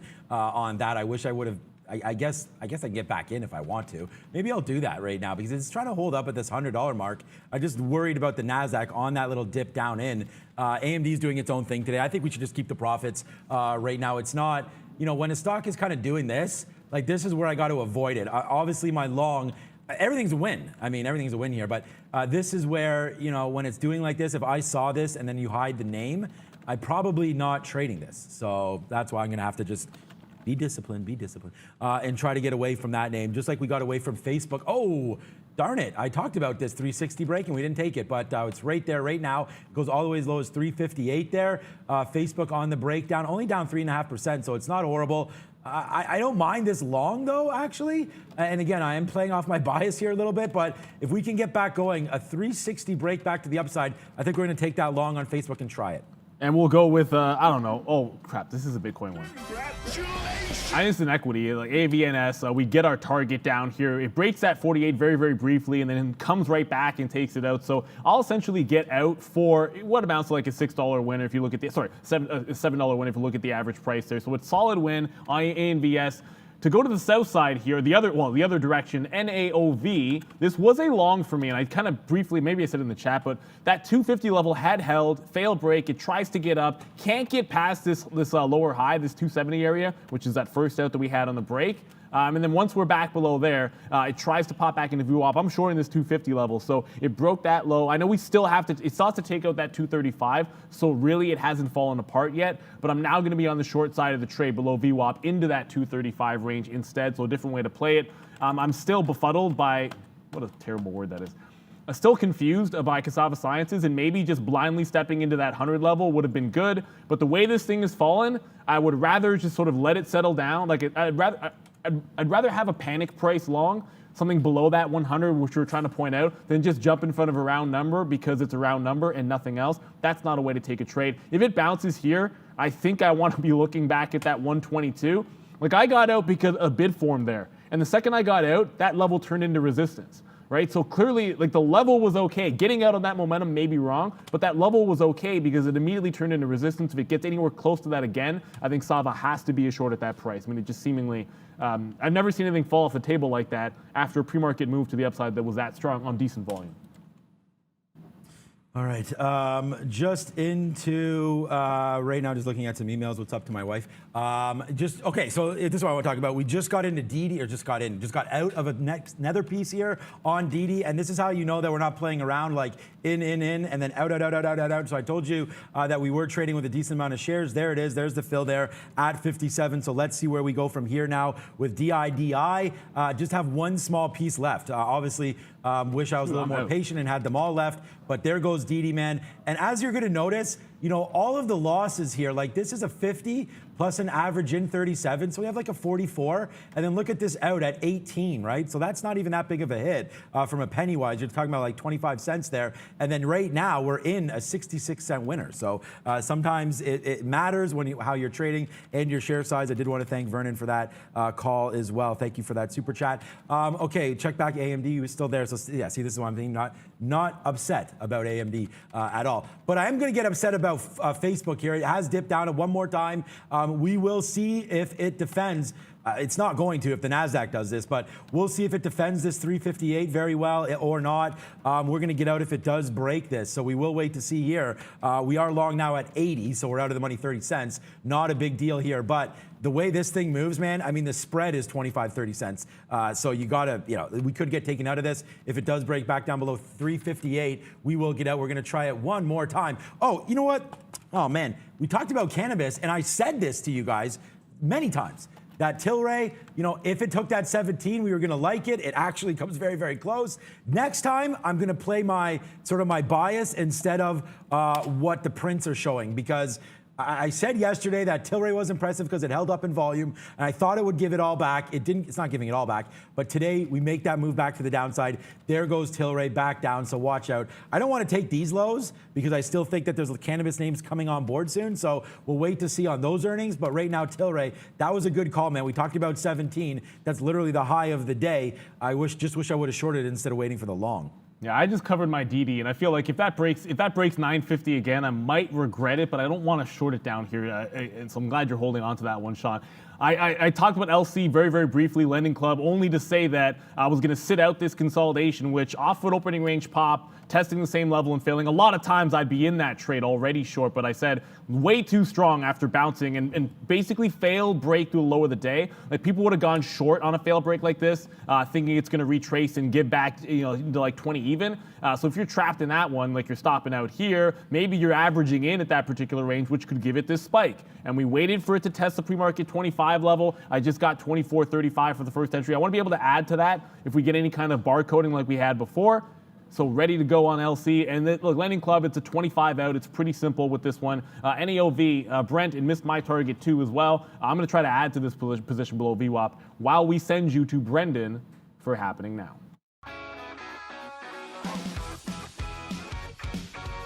Hey guys, yeah, 10 o'clock, some positive numbers to show you for Thursday. I mentioned S&P got to all-time highs, still up 0.41 on the day so far. Same story for the Dow, about 0.43. Tech stocks are lagging a bit, about 0.25% for the NASDAQ at the moment, to the upside still. 0.6, 2 days in a row. The Russell, pretty strong, trying to hold on to gains here. The TSX here in Toronto, about 0.5% as well. So lots of positivity to start things off. Anyways, on a Thursday, here we go. A few things to note that we were talking about in the pre-market. Ford did test higher, 1480. We're all the way back to some key levels here from the pre-market. So resistance looking to become support for Ford. And yeah, Uber did try there. 44.40 ended up being the top. We're heading back southbound as well, guys, for Uber. Back over to you. I mean, which goes up saying obviously means I'm not long on Uber, because that was going to be 14.50 if it had broken there. So I wanted to see that break. It's only because of that gap that you saw on the chart that Brendan was pointing out there. I did not get any more shares of LC. So Lending Club, unfortunately, looks like it's heading back in here. Look, I'm going to take this off if it gets down to VWAP and shows any kind of a bid around that 23 area, see if we can't take the buck out of the trade. I did get more shares of NAOV in front of that 250 and 255 area, so both those to the south side. You mentioned Uber a little bit there, but we talked about DD.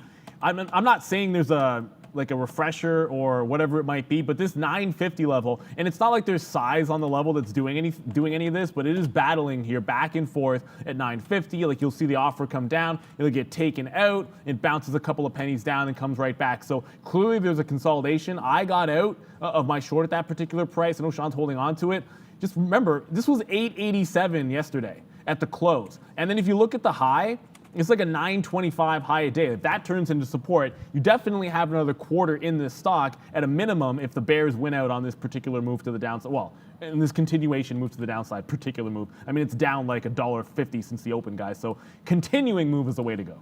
Oh man, and as I was looking, for more opportunities, I saw all of a sudden the net went crazy there, and we went to the upside because Facebook goes right back, like into the money pretty decently there, and we didn't take any profit. It goes up to 360, which was our initial spot, and then we averaged in right there, and now we have to suffer the pain of a maybe downside move here on Facebook. So sometimes that's the difference right there. Like, if you have an order out to get out, then sometimes you can get hit. You don't have to worry about these stocks turning around on dimes like that. So just watch out there for Facebook. I do have an offer around that 360 level now, so if we can get filled there, that'd be great. And then we can watch to see what happens on the downside. But right now, Facebook not looking great here. I don't mind averaging in, but we still have that 358 coming. So that, if that gets taken out, I mean, everybody and their mother is probably looking at this level. So yeah, it probably does get tested here. Let's just hope that we have one more opportunity to get out on the upside there. And we're not going to get out of it all. It's just, I want to get out something there if we can on Facebook, but it looks like it's coming right into 358 now. So just watch out. That's where my stop order is. Here it comes. Take one more little piece long here, but we got to get stopped out if it breaks through 358. Yeah, and here comes that Lending Club. We said we didn't get any more shares of it the first time. Well, we got on this time, guys. So Lending Club still making that push to the high. Like, yeah, did I look a gift horse in the mouth? Now, but now that I've added to it, I mean, I can take some out and probably look at this cluster here, like 23.75, I should say. It's about like 50 cents worth of a win, and then work this one, the rest of it down into VWAP. When it did this cluster before, it might have set up like it was going to make that flush, but like we said, let's hold off until we get that pre-market high of the day. Sava, I expected to have already made either a break back down to 100 or a break back up to test that 120 level. It's essentially somehow hanging out in the middle, not doing a heck of a lot considering the range it had this morning. Brendo, what's... Just keeping an eye on Robinhood, guys. Vlad is on CNBC right now, apparently talking about how the long term they want to also include other things outside of trading on this app. When it comes to the actual stock, I don't even see an imbalance yet for Hood, so still quite a ways away, apparently. Wanted to mention this one, ALB, 6.3% all-time highs today. Another earnings name, a chemical maker. Like, I know these don't open for a while, but there's not even an imbalance yet. Come on, like, yeah. What are we talking, 130? 245, maybe it'll open at like 352, and then we'll get like 7 minutes in the afternoon show to be able to trade it. Like, I'm kidding, of course. It'll open when it opens, and we'll be excited to trade it when we do. We'll hit. I don't have the Brennan goat, so we'll go with winner chicken dinner for LC. You do get more shares up here, that 24.40 range, 39 the entry point. We said we take about a 50-cent winner, then into VWAP for the rest. This is usually VWAP retracement trade. There we go, right into VWAP. That's what I'm talking about. We'll go Gates of Hell for Lending Club. Incredibly strong stock. That's why when I take that rollover, it's always basically the same setup. I'm never looking a gift horse in the mouth. I shouldn't say that.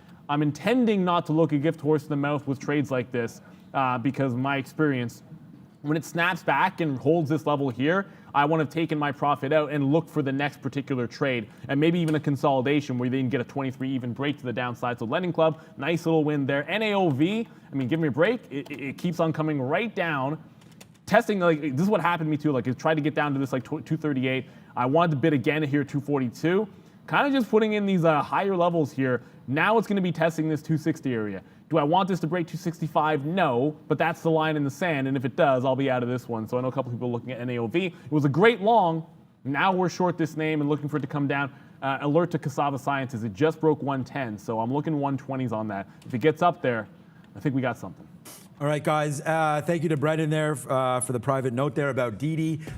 Yeah, I mean, this one just keeps on going, man. $1 now, 80 cents now in the money on that initial break. And again, remember we talked about it, you know, some of the rhetoric that we liked there and whether or not it was true or not. I played it as if it was true. I mean, I take that break early. We take some profit. I can't believe we have two prints here that are at the high of the day for DD. So, I mean, those were good trades right there. And then now you're starting to come back down to 940, 950.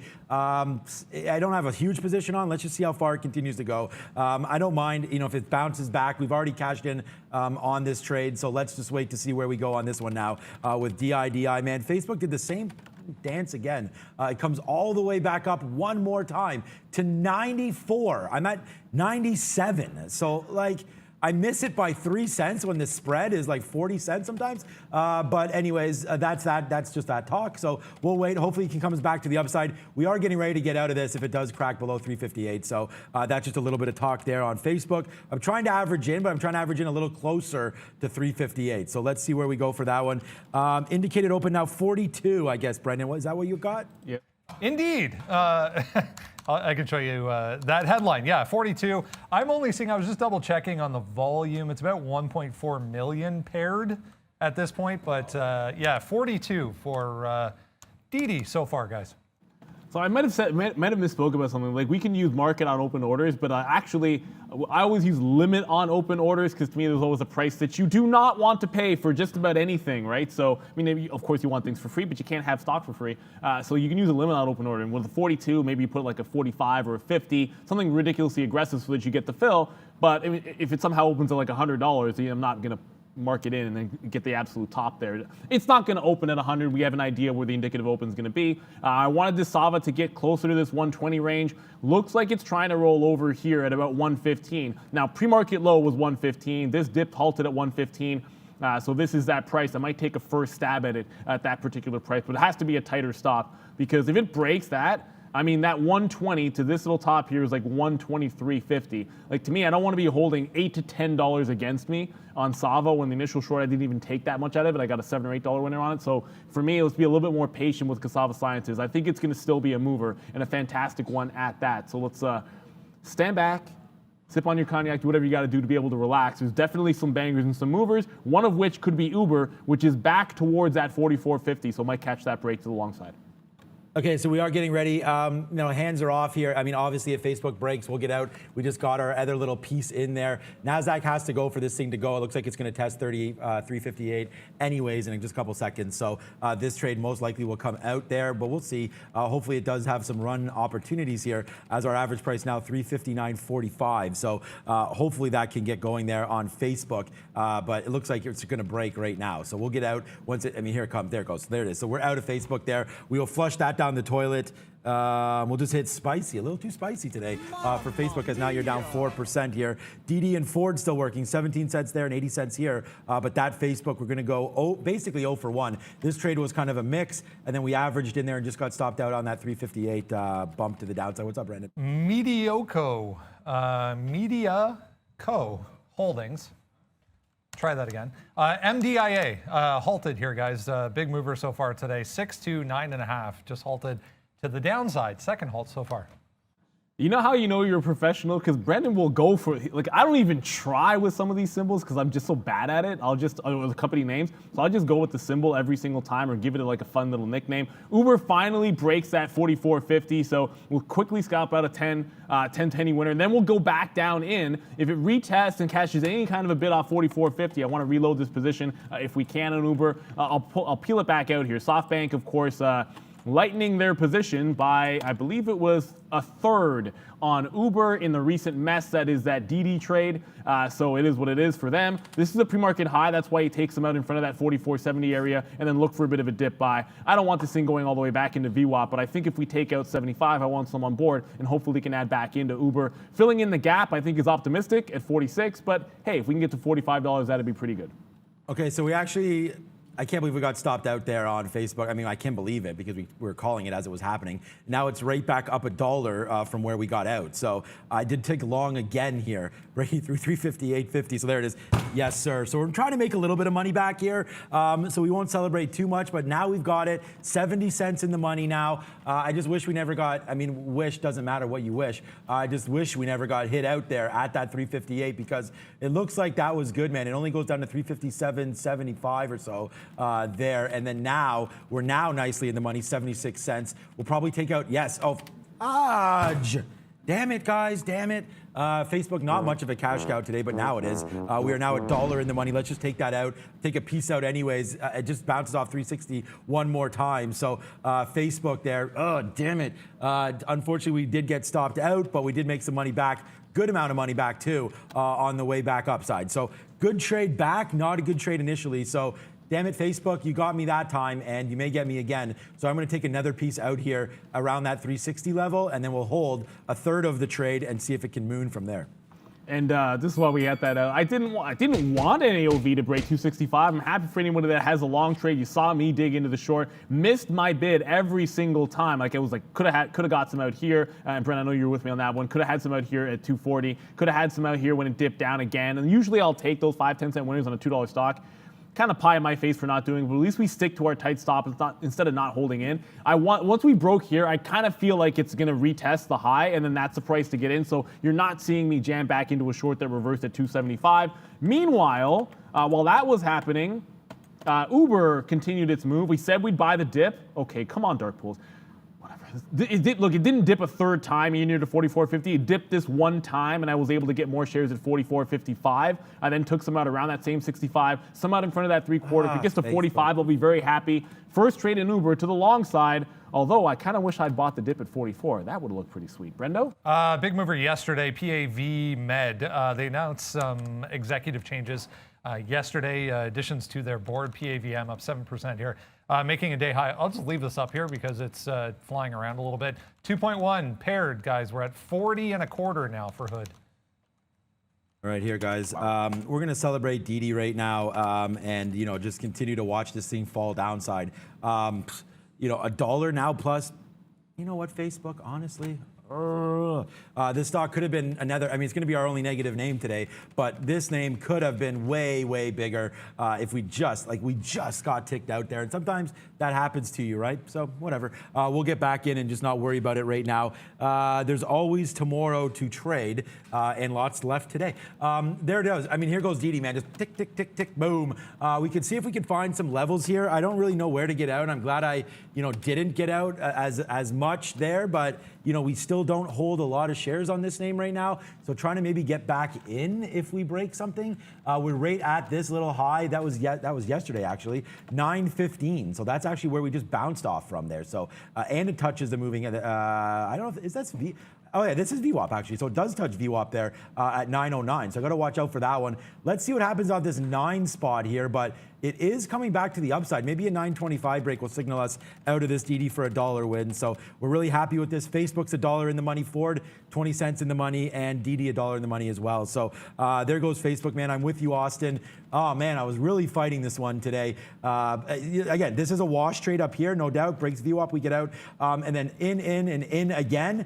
And then we just, like our average price was $358.50. Our average price was right here. We talked about that, right? Oh, sorry, $359.50, sorry. Our average price was right here. And then now it would be a winner. Who cares? Because we already got out of it, but we took it again long through $358.50, and now it's $1.25 in the money. So let's watch out for that one as starting to make some moves here is Facebook. Hopefully it cracks that 360. Yeah, and that NAOV is continuing to go to the upside. I saw that there was that MDIA already coming back in and halted to the downside and opened back up and pressing lower. So I'm not sure I can find a trade in there. I mean, Cassava Sciences got close. It didn't quite get to my entry point and now it's starting to flush. But NAOV is getting right towards that 290 high that it already put in.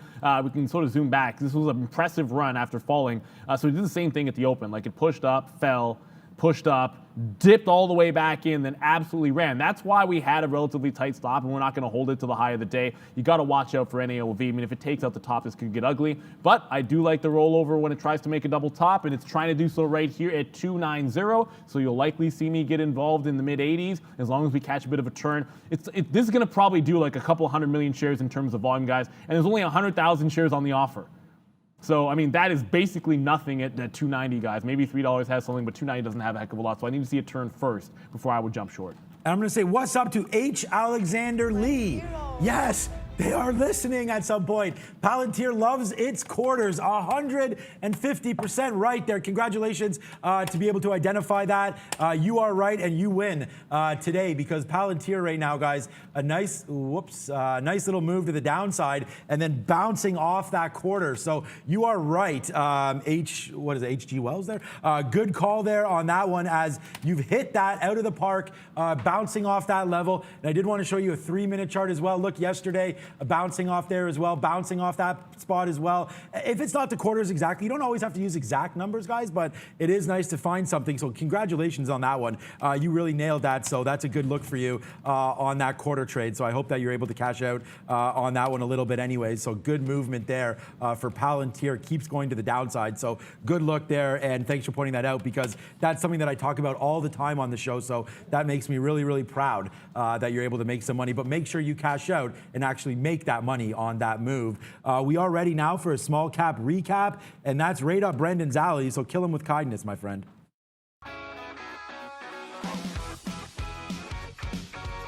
Hey guys, yeah, small cap time. Pretty quiet overall in small cap world so far today. There were a few that popped up in the pre-market. Acer Therapeutics, if you remember, we mentioned right before the open this morning, still up 9.5, was 20 plus. At one point, I said 320. If you go to the daily chart, 320 was the top end of the daily chart range. Pretty self-explanatory, by the way. Hood is now 40 and a quarter. It's still about 2.2 on the paired. But yeah, so 320 breaks to the downside. Would have added way more if it got back to the top. But day lows right now for Acer, still kind of falling on its face. FLGC 10 was an area at the late in the day yesterday, if you remember, above that 1050, and then 11 was the top of the pre-market up here. So it gave you an opportunity right before the open. My only complaint here is I didn't have more because this is now 750, guys, for FLGC. Back to you. Yeah, that one was insane. But guys, watch out. I mean, we talked about this a couple of sessions ago, I think with Snapchat on pins. And look, I'll show you NAOV. Like, it got to those first two targets. This cluster here, that's 270. So I'll get the rest out if it gets down into VWAP. You guys kind of know that setup. I didn't get any more into it. Remember I said there was nothing at 290? $3 to me is going to have to be the out in that case. So I'm actually still on the offer just above that 290 range in case we do get it. But Pinterest, who are going to report before tomorrow's session, you guys are rightfully noting, selling off here. And one of the things we talked about when Snapchat came out was that this doesn't necessarily bode too well for Pinterest, and you're going to see it come right down into, I'll go to the 15-minute chart, right down to support into yesterday's actual the last couple of sessions here. So maybe it holds up at about 73 to 73.50, but that made all the sense in the world to trim pins, which I didn't do, which would have made a lot of sense anyways. Off that Snapchat, I guess, response to their earnings. So maybe somebody knows something, but that's a big sell-off right into support. Now, it was resistance here at 77, so it kind of does make some sense, but that's a pretty big drop in a pretty short period of time here on Pinterest. One to watch for the rest of the session. Uber long is still working out, although it's pulled back a little bit. It's retesting 44.75. Let's get to that 45 range that we want, guys. Yeah, for sure. Let's just keep going, man.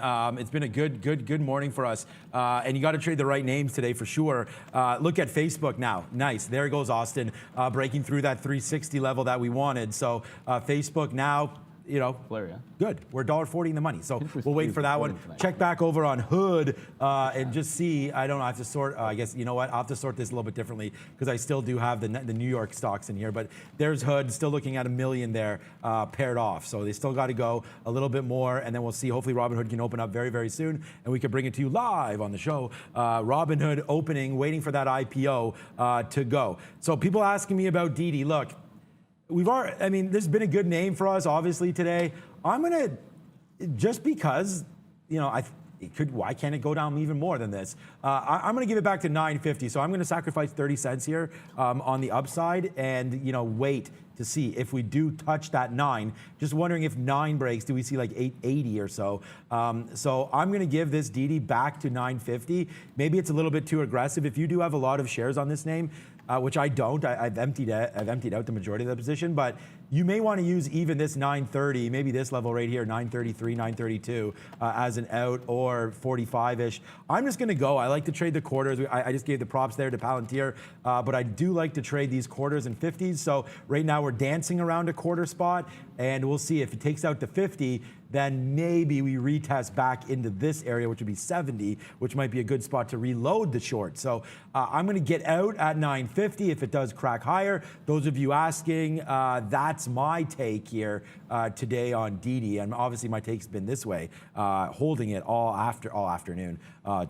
What time is it? 10:30. So that's been the trade so far on DD. We'll wait to see if it works. Facebook now $1.70 in the money and continuing to go. I still think we can get back into this area. I think Facebook needs to be even green today. But again, the guide is bad. So we'll wait on that one. And then Ford coming back in just a little bit now as it does hang around. Look, I should have got out of this when it broke VWAP 63. So let's see if it does hold that. But it's bounced off 50 a couple times. When you retest this many times, it's not great. I already should have been long here the first time. Now on multiple retests, that's where it gets a little sketchy. So just be very, very careful. If you're looking at these levels, we could test this print coming up soon, 43, 44. My bids on Ford are still in the 30s and high or low 40s. So let's wait to see if we get that test. We don't mind going long here, 45. Yeah, and Sava, we try it again here. Now, like I said, I was going to wait for, I like that 122 area a lot better. Obviously, I still do. Actually, I'm sitting on the offer. But it made a high here. It bounced off VWAP 117, around 117.50, flush back down, try to get a lower high. Well, I did take a lower high in here, and then it took out that top. So relatively tight stop trade. I am still waiting to get back into this cluster here on Sava, but that's an unbelievable bounce back. I guess sometimes you get those wipeout bottoms, man. And whenever I've seen this setup, like if it does take out this 122.30, like there's an outside chance that when we come back at 315, I'm talking about shorting in front of 150, which is like a 0% chance that I would miss that trade if we ever get it. Look, I mean, Robinhood, all I can say is like the paired volume has grown, like the imbalance has come down sometimes, and that can be an indication, but I don't think it's opening imminently here. No indication that that's going to be true. Uber, which we do like still to that long side, it's not really, okay, these are getting out of hand. It's still calling consolidation at the top here, so really this is like 44.55 holding. Our last entry was around that 55 range or at that 55 range, and it's still trying to take out that 44.75, guys. So until it breaks that price, not much to see here. It has plenty of a chance to fill in some of this gap, which it still hasn't done, right? Like it hasn't even really gone to fill in the gap. If you talk about the low, this is 45.70 here at the open, and then we closed at 46.14. So, you know, if we break that 45, plenty of room to still go here in Uber to recover. Okay, so we do have a good, do like Uber. We were looking for the short there, but that didn't come through for us. We'll wait for NEO now. We did have a new position breaking back through 50. We're trying to be patient with this play here. I like to try to take out these levels at the pre-market. Obviously, I mean, it's just ripped $1 here. So you could see what happened on the futures. If this continues to go, I'm waiting at 65. Oh man, how many times is that going to happen? We were just waiting at 65 there, it print 64s, and we don't get 65s. Hopefully we're lucky enough to get it this time. We took a hit on Facebook the last time it did this. I don't want to change my order, so let's hope that we get that 64. I think we will. There it is. Did we get it? No, we still didn't get it. Okay, 64, there it is. Now we get it as it breaks through to 67.68. Nice win here for NIO. Brennan, what you got, bud? Another one, NTech, guys. A little one, Intech Pharma, 35%. Another one just halted here. Just broke 12 bucks. Big volume came in through 12 there, so halt to the upside. Yeah, 40 bucks, 3.1 on the pair for Hood, guys. So I'm going to add that one to my list. Look, I'm always going to be adding halts, and sometimes we always talk about cleaning up your stop orders. Every now and then, I neglect to do one of them, and especially when you get a winning trade on, you're sitting in the winning trade and you don't cancel your stop. So I actually got a long that I didn't want on ANVS at 46. Yeah, you're just going to get it right out. That's the rule. Like, this could be on the midst of a breakout, and it's about to go to like 66 high of the day and a $10 winner, but I didn't want it, so I'm not going to have it. Okay, so Kevin, I see you there. I mean, I haven't gotten filled on Sava yet. How do people, that's ridiculous. You see just pop in there.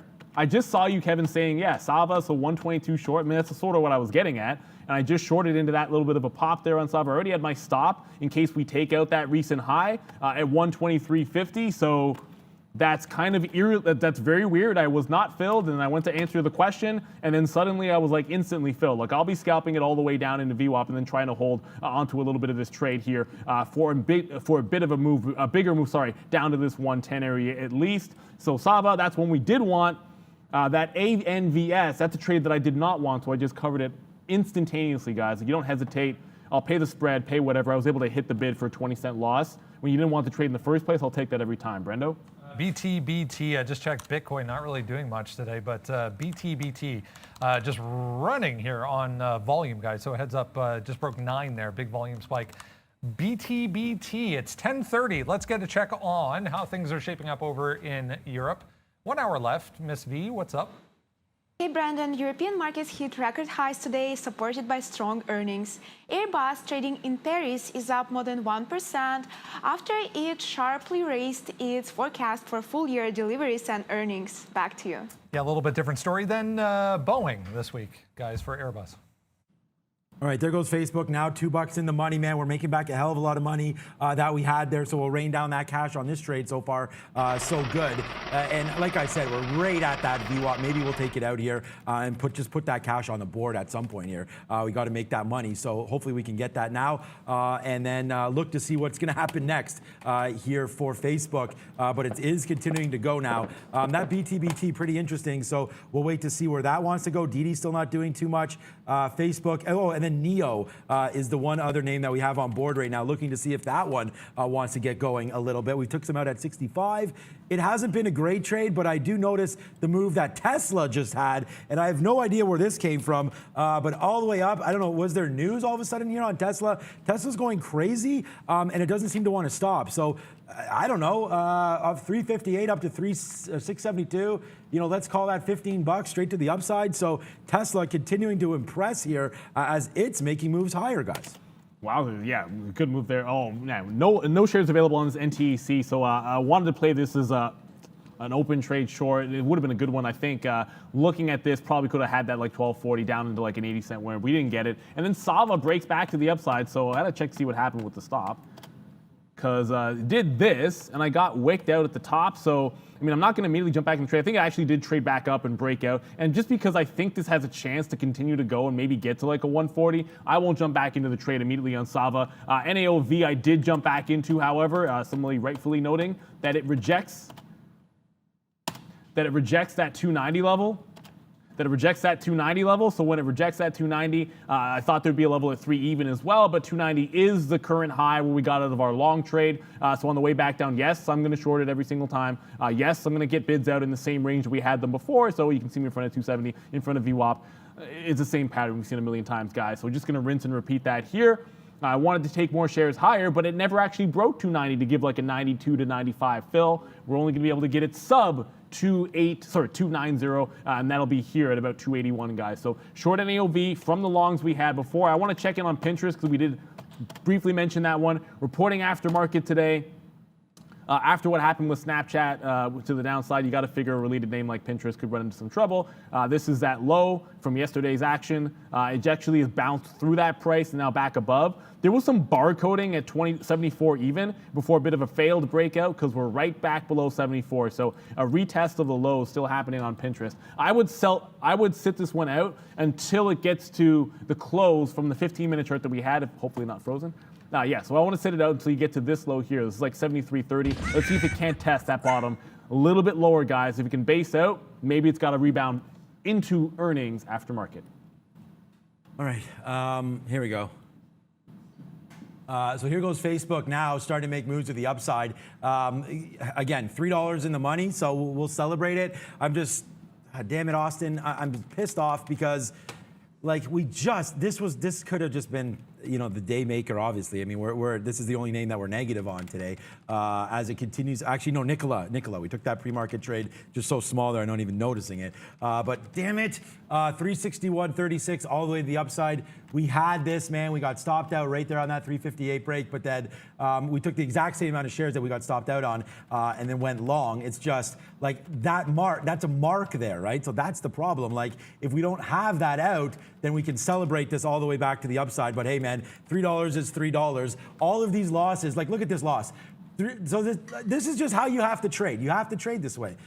This is 360 there in, 359, 358, right? Giving my average price 359. When we got out, so 359.50, we got out 358, let's call it that. So that's $1.50. This is a $3 winner now. So hopefully we can get this back in and make a little bit of money, whether or not, you know, the math works out. I'm hoping it does to the upside here. I may get out of this if we do break through VWAP again, though, on the downside. We can't hold everything forever. 360.79, we're going to get out or so if it breaks. So it's getting close to us breaking. We got to take the 250 when we get it on Facebook, guys.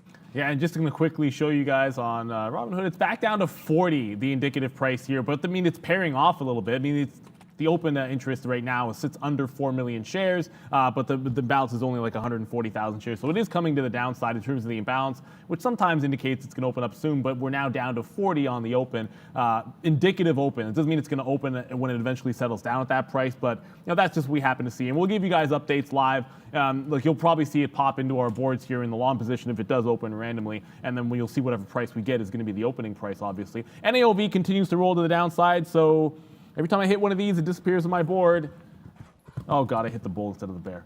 They're in the same spots, whatever. It's going to the downside, so I should have hit the bear. But heading down towards VWAP, we'll take that next leg out. It's just off that same high where we got out of our long that we're just rinsing and repeating that same short trade. Now, I know it's in a bit of an upward trend, so point out a few things here, guys.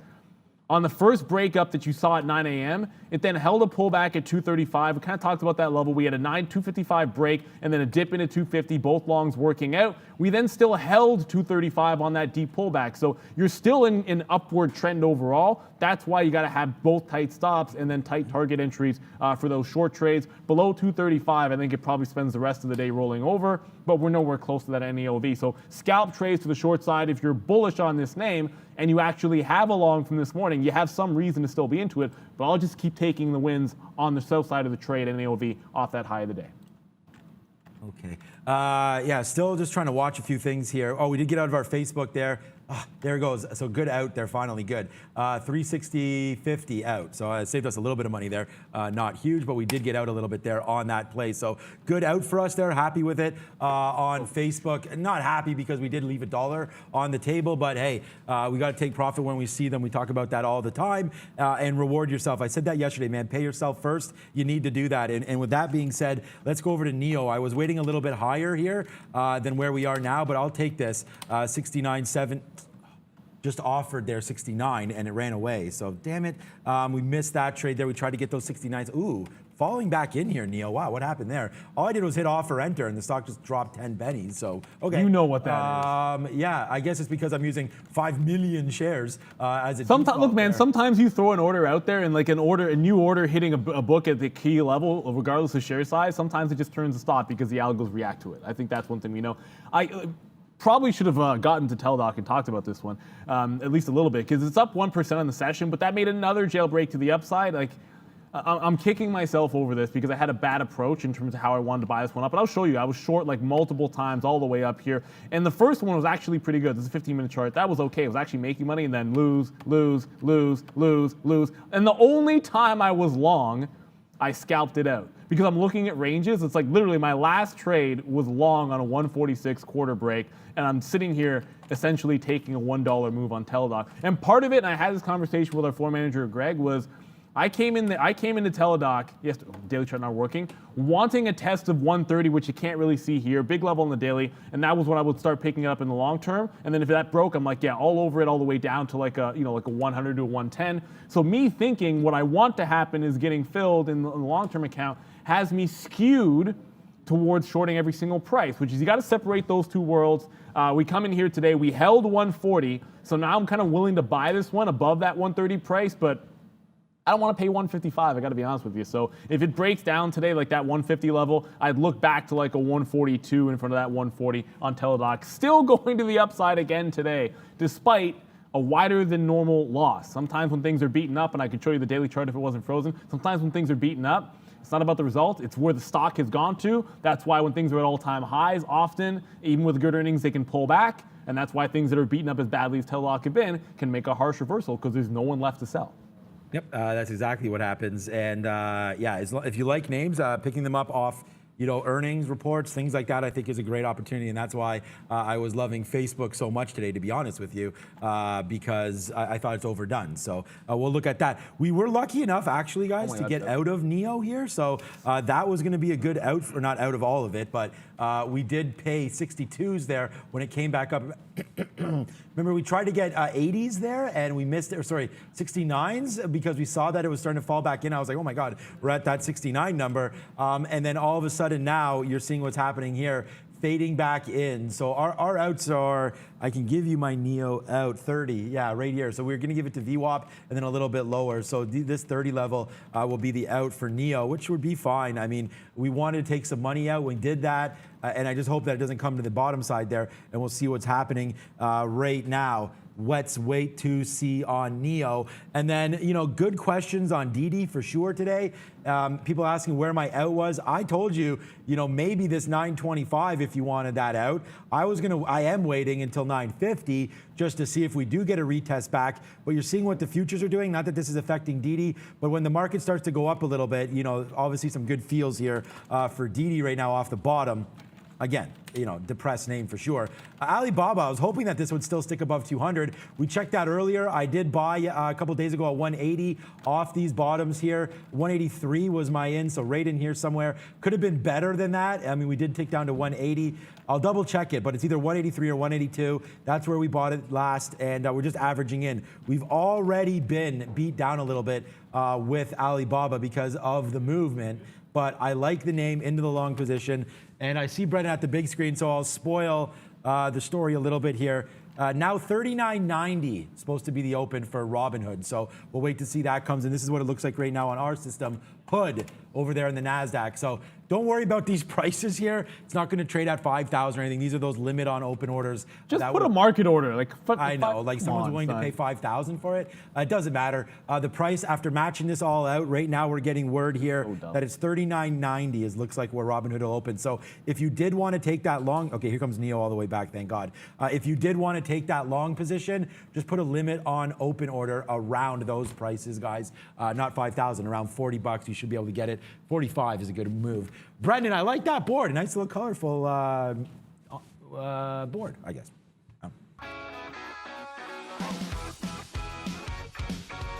Colors on the board today. Let's talk about what the market is doing, guys. We are up nicely, in fact, 0.5%.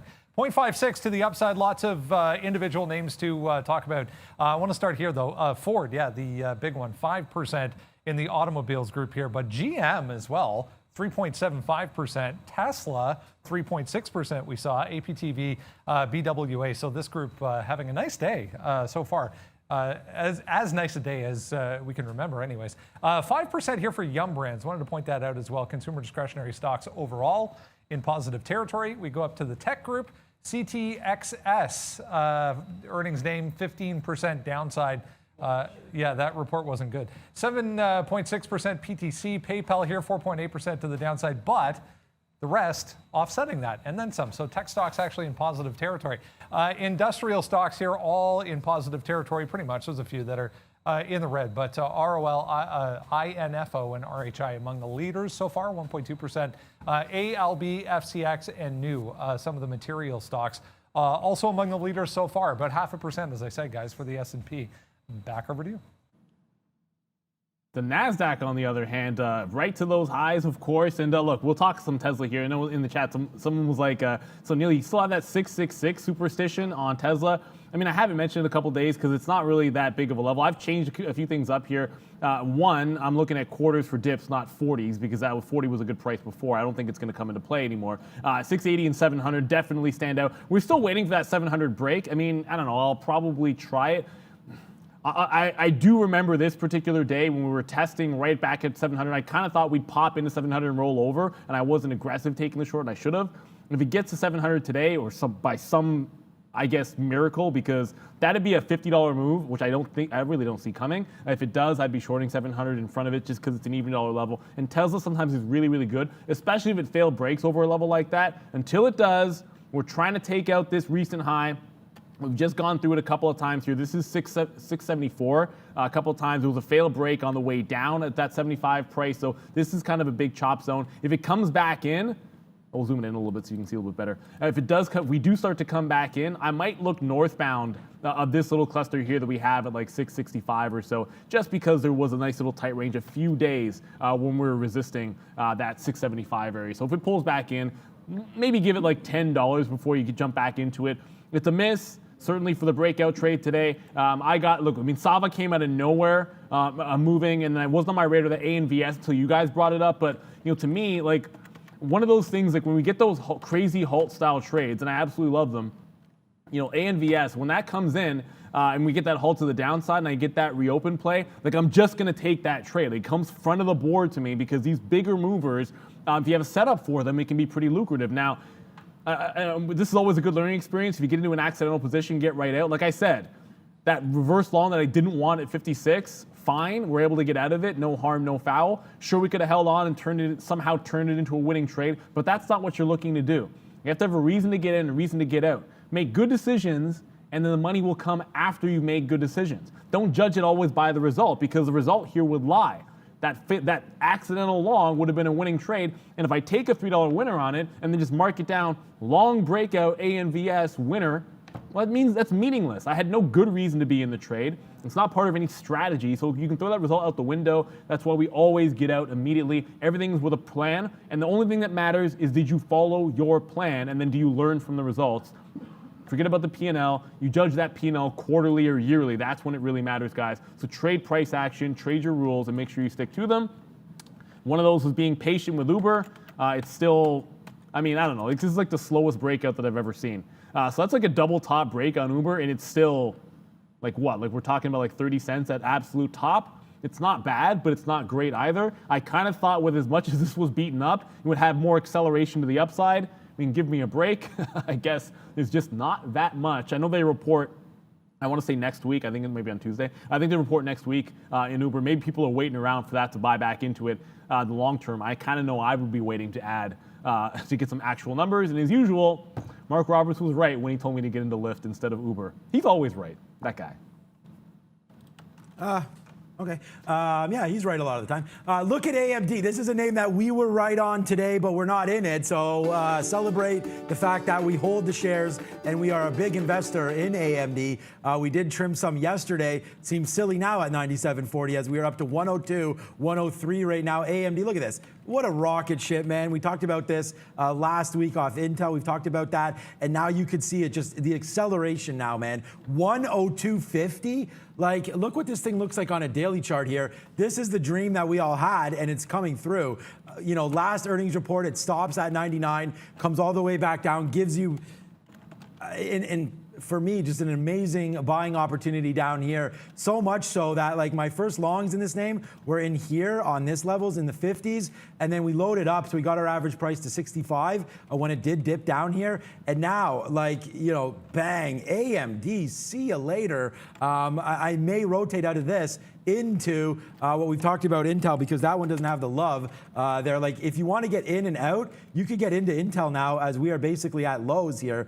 Like Intel, your money back to April of, this is basically these levels where we went, actually, now that I look at this, we're back down to, we're near pandemic levels here, these levels here. So this is not a bad spot. Remember where we were flying with Intel before, then some activists came in, said they were part of it. It went all the way back to the upside. Then earnings came. So this, you know, rotating out of one into the other, not horrible, but we'll wait.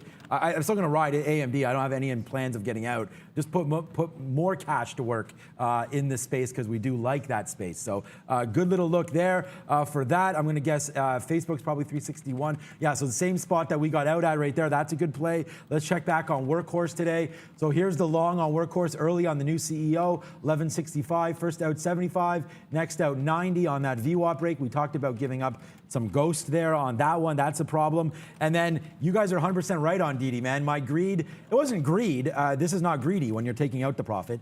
But we were waiting for a 9 break possibly. We did talk about that. You guys asked me where my outs were, and there it is, 50.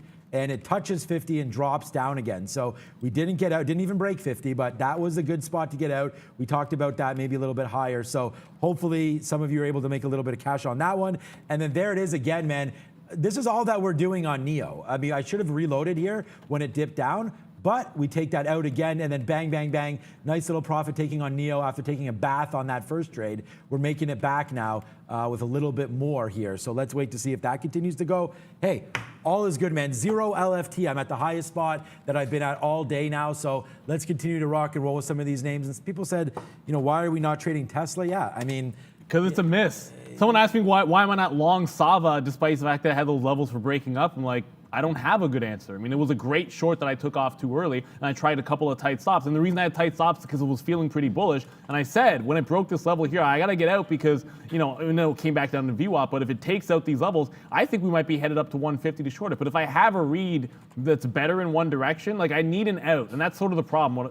If I don't have an out first, where I'm like, this is where I'm wrong, and I don't know where I'd be wrong on the long in Sava. That's why I'm not long. There's no other reason. I believed it was heading back to the upside. That's why I'm covering shorts tight, but I have no idea where I'd be putting a stop if I got long on Sava today. That's the crazy price action makes no sense to me. The rollover does, because I know people will be eager to take profit when they're staring at it like this, and when it starts flushing. It was a 135 close that put in a 115 to 150 range. So I know people might take profit when it rolls over, and that's why it sells off. But I don't know what to do with that long, guys. Brendo?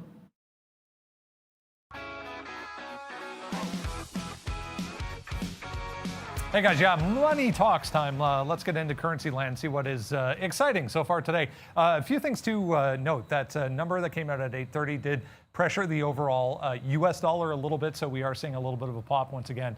The euro, Canadian dollar, and British pound all higher on the day, 0.5%, 0.35. The Canadian dollar did get back above 80. You can see we're almost back to 140 again for the British pound. So if you have a look at DXY, moving to the downside. Australia and New Zealand, same story. You can see Turkish lira and these two back to the downside as well. I wanted to talk about crypto a little bit here because, yeah, Bitcoin is red on the day, only just. But this chart is looking technically pretty good, guys. We're just holding below this 41,000, which if you go way back to the first time it got up here, was the initial stop on this move to the upside before the consolidation. So 41,000, definitely a big level. We've tested it a couple of times already, but technically pretty sound as far as the chart is concerned for BTC. Guys, back to you.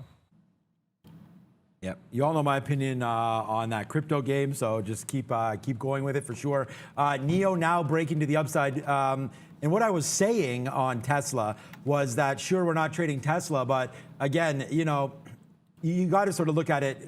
Am I trading like 5 times the shares on NEO that I would be on Tesla? You know, like you got to sort of think about, you know, what you're doing and, you know, where your risk is and things like that. So although I'm not in Tesla, I mean, I got a banger on right now, a 32-cent win here as we continue to go to the upside with NEO. It's sure it's not Tesla, but again, like if you have 100 shares of Tesla, you know, you could take 500 of NEO just by price, right? And just by the way your buying power is and what you have maybe in your account, marginable or not, maybe a little bit easier to take that trade. So that's just a little bit of talk there that you know, you're not going to have every trade. And if you're more comfortable trading one than the other, then that's fantastic too. You know, trade what you do best. I sure know that I do. And that's why the success has come for me. There goes now Robinhood 39.25. When it's initially IPO'd at 38. So it looks like they're going to do a good job on the Robinhood IPO finally for one. So it's going to open up near its mentioned price. Look at AMD, guys. I mean, is this going to be $130 stock? I was saying 120, 125. Shoot, I can't keep showing that day chart in the next little while. But yeah, AMD continues to rock and roll here. Again, a big congratulations anybody on that name with us, as it's just been a monster. Wish starting to wake up a little bit. Tilray was a great trade off the bottom. Wish just took out 1021 right here, and it's doing volume now. I mean, it's been doing volume all day, but a nice little volume pickup right here as we take out that $10 mark. Let's look. Yesterday's high, maybe is that yesterday's high? Yeah, that is yesterday's high, 10.11. So that probably created some volume spikes there for them there it is, on that same break. So yesterday's high, also pre-market high. That's a go signal right there. So that's a good move for Wish. And then Tilray off the bottom. I don't have it, obviously. I don't have Tilray on. We did have it on yesterday for a beautiful long. But wow, that comes right back into yesterday's levels again. So that comes right back into this 15 area today, yesterday's bottom. And then, well, before the huge move, and now we're going straight to the upside. So I'd watch out for this right now. Watch out for 1650 maybe. It's got to break that. If you're long Tilray, I think I'd empty some out right around here because, again, look what happened when we broke this area straight to the downside. So I think you got some love here. If you're long on Tilray, maybe time to take a little bit out. And, of course, as soon as I say that, it drops 10 cents. How many shares are you guys trading with? I want to add one thing to Wish because I don't know. We've said opinions about this stock before. I know it's heavily shorted, so it can be a little bit dangerous. Looking at this level here, it's about 1060, more like 1057. You did see on like the one of the more volatile days, you go right back into mid-month here. You had a spike down to that price and a big reversal. You then the next session in when it tried to spike upside and recover, versus that same price. So if we take out those highs, take out last week's top at 1035, I know that corresponds with this high here. I think you look for a jailbreak that could reverse at 57. So this kind of feels like if people go long on a 35 break, and then this level ends up holding up, which ended up being a pivot at 1057. You know, it's like a 25-cent range here. People that went long might feel trapped, and then a reversal at that price looks pretty good. It's not there yet, but I'd like to have a plan of action for when we trade at lunch, when we come back in the afternoon, which we'll be back at 3:15, guys, for the closed show. You want to make sure you have those levels geared, not just for like when it gets there. You want to be able to execute a plan as opposed to then be looking at the charts and be like, what do I do? What do I do? This just spiked up again. What am I supposed to do? No, I want to know the level going into it in advance. That's why I'm hunting that 1055 to 1060 area on Wish for a potential reversal. We're still in the middle of earnings season, which is kind of crazy. I know we're still waiting for DD. Let's say DD. I mean Robinhood. It's still tiny paired volume, up to like almost 5 million open interest. So that number is climbing and the paired is going down. But we need to get into the remaining earnings that we have. A few big ones still to come, including Pinterest, which is looking dodgy, Brendan. Yeah, it's interesting. Just watching this hood, guys. It's been a while since I've seen an IPO the indicating price moving around as much as this one, like 39.45, then back to 20, and then 4.5 million, as Neil was just saying. But if you consider 55 million shares are coming to market, 4.5 paired is not a lot. Yeah, lots to get to tonight, guys, as far as earnings are concerned. The big one, Amazon, down today, I noted, in front of earnings, but a few on there that are interesting. Front and center. Yeah, I'm just getting into more Ford here. Yeah, I mean, Amazon, again, hoping for a big beat. I mean, I'm loving AbbVie right in there in the middle is my favorite dividend stock, possibly. Twilio as well. We'll see what ExxonMobil has to say. They're just going to follow oil, which is back up, so I'm going to put on more shorts of XOM, but we'll wait to see where they report. And, right above ExxonMobil, Caterpillar. So I've been looking for a place to get some more shares of Caterpillar. If it gets like a big sell in there, I think that may be the next couple of days, maybe picking some of Caterpillar up on the downturn to add to that position. That makes a lot of sense to me. Procter & Gamble, I absolutely love them. To me, that's more of a boring name, catch a little bit of a dividend. But it's all about Amazon coming through here today, guys. And don't sleep on MicroStrategy, because that stock can certainly move a lot. Like, Pinterest is so dodgy. Whoever came up with that term, yeah, I'm going to go with that for the rest of the day.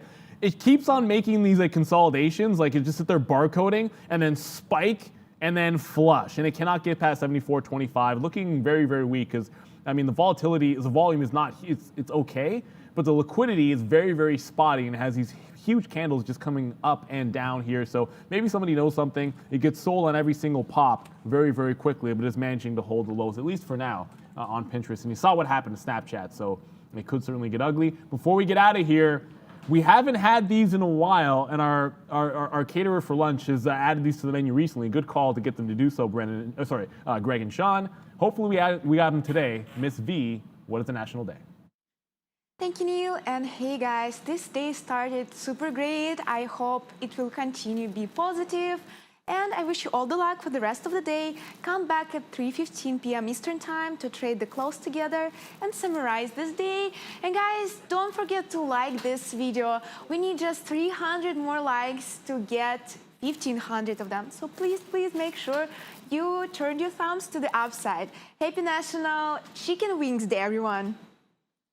Yep, hell yeah. Maybe I'll be telling the wife, get some chicken wings tonight. I'm not even sure what's on deck there. We did pick up, I just want to quickly talk before we go here, because we don't have too much more time. I want to address some questions that were there in the chat, and then we'll get to our love of chicken wings. Okay, so this is exactly the spot that we talked about, buying more Ford. So we do that, and then now it's just doing this again. Firing off the hot dogs one more time for Ford, as we're long 38 now.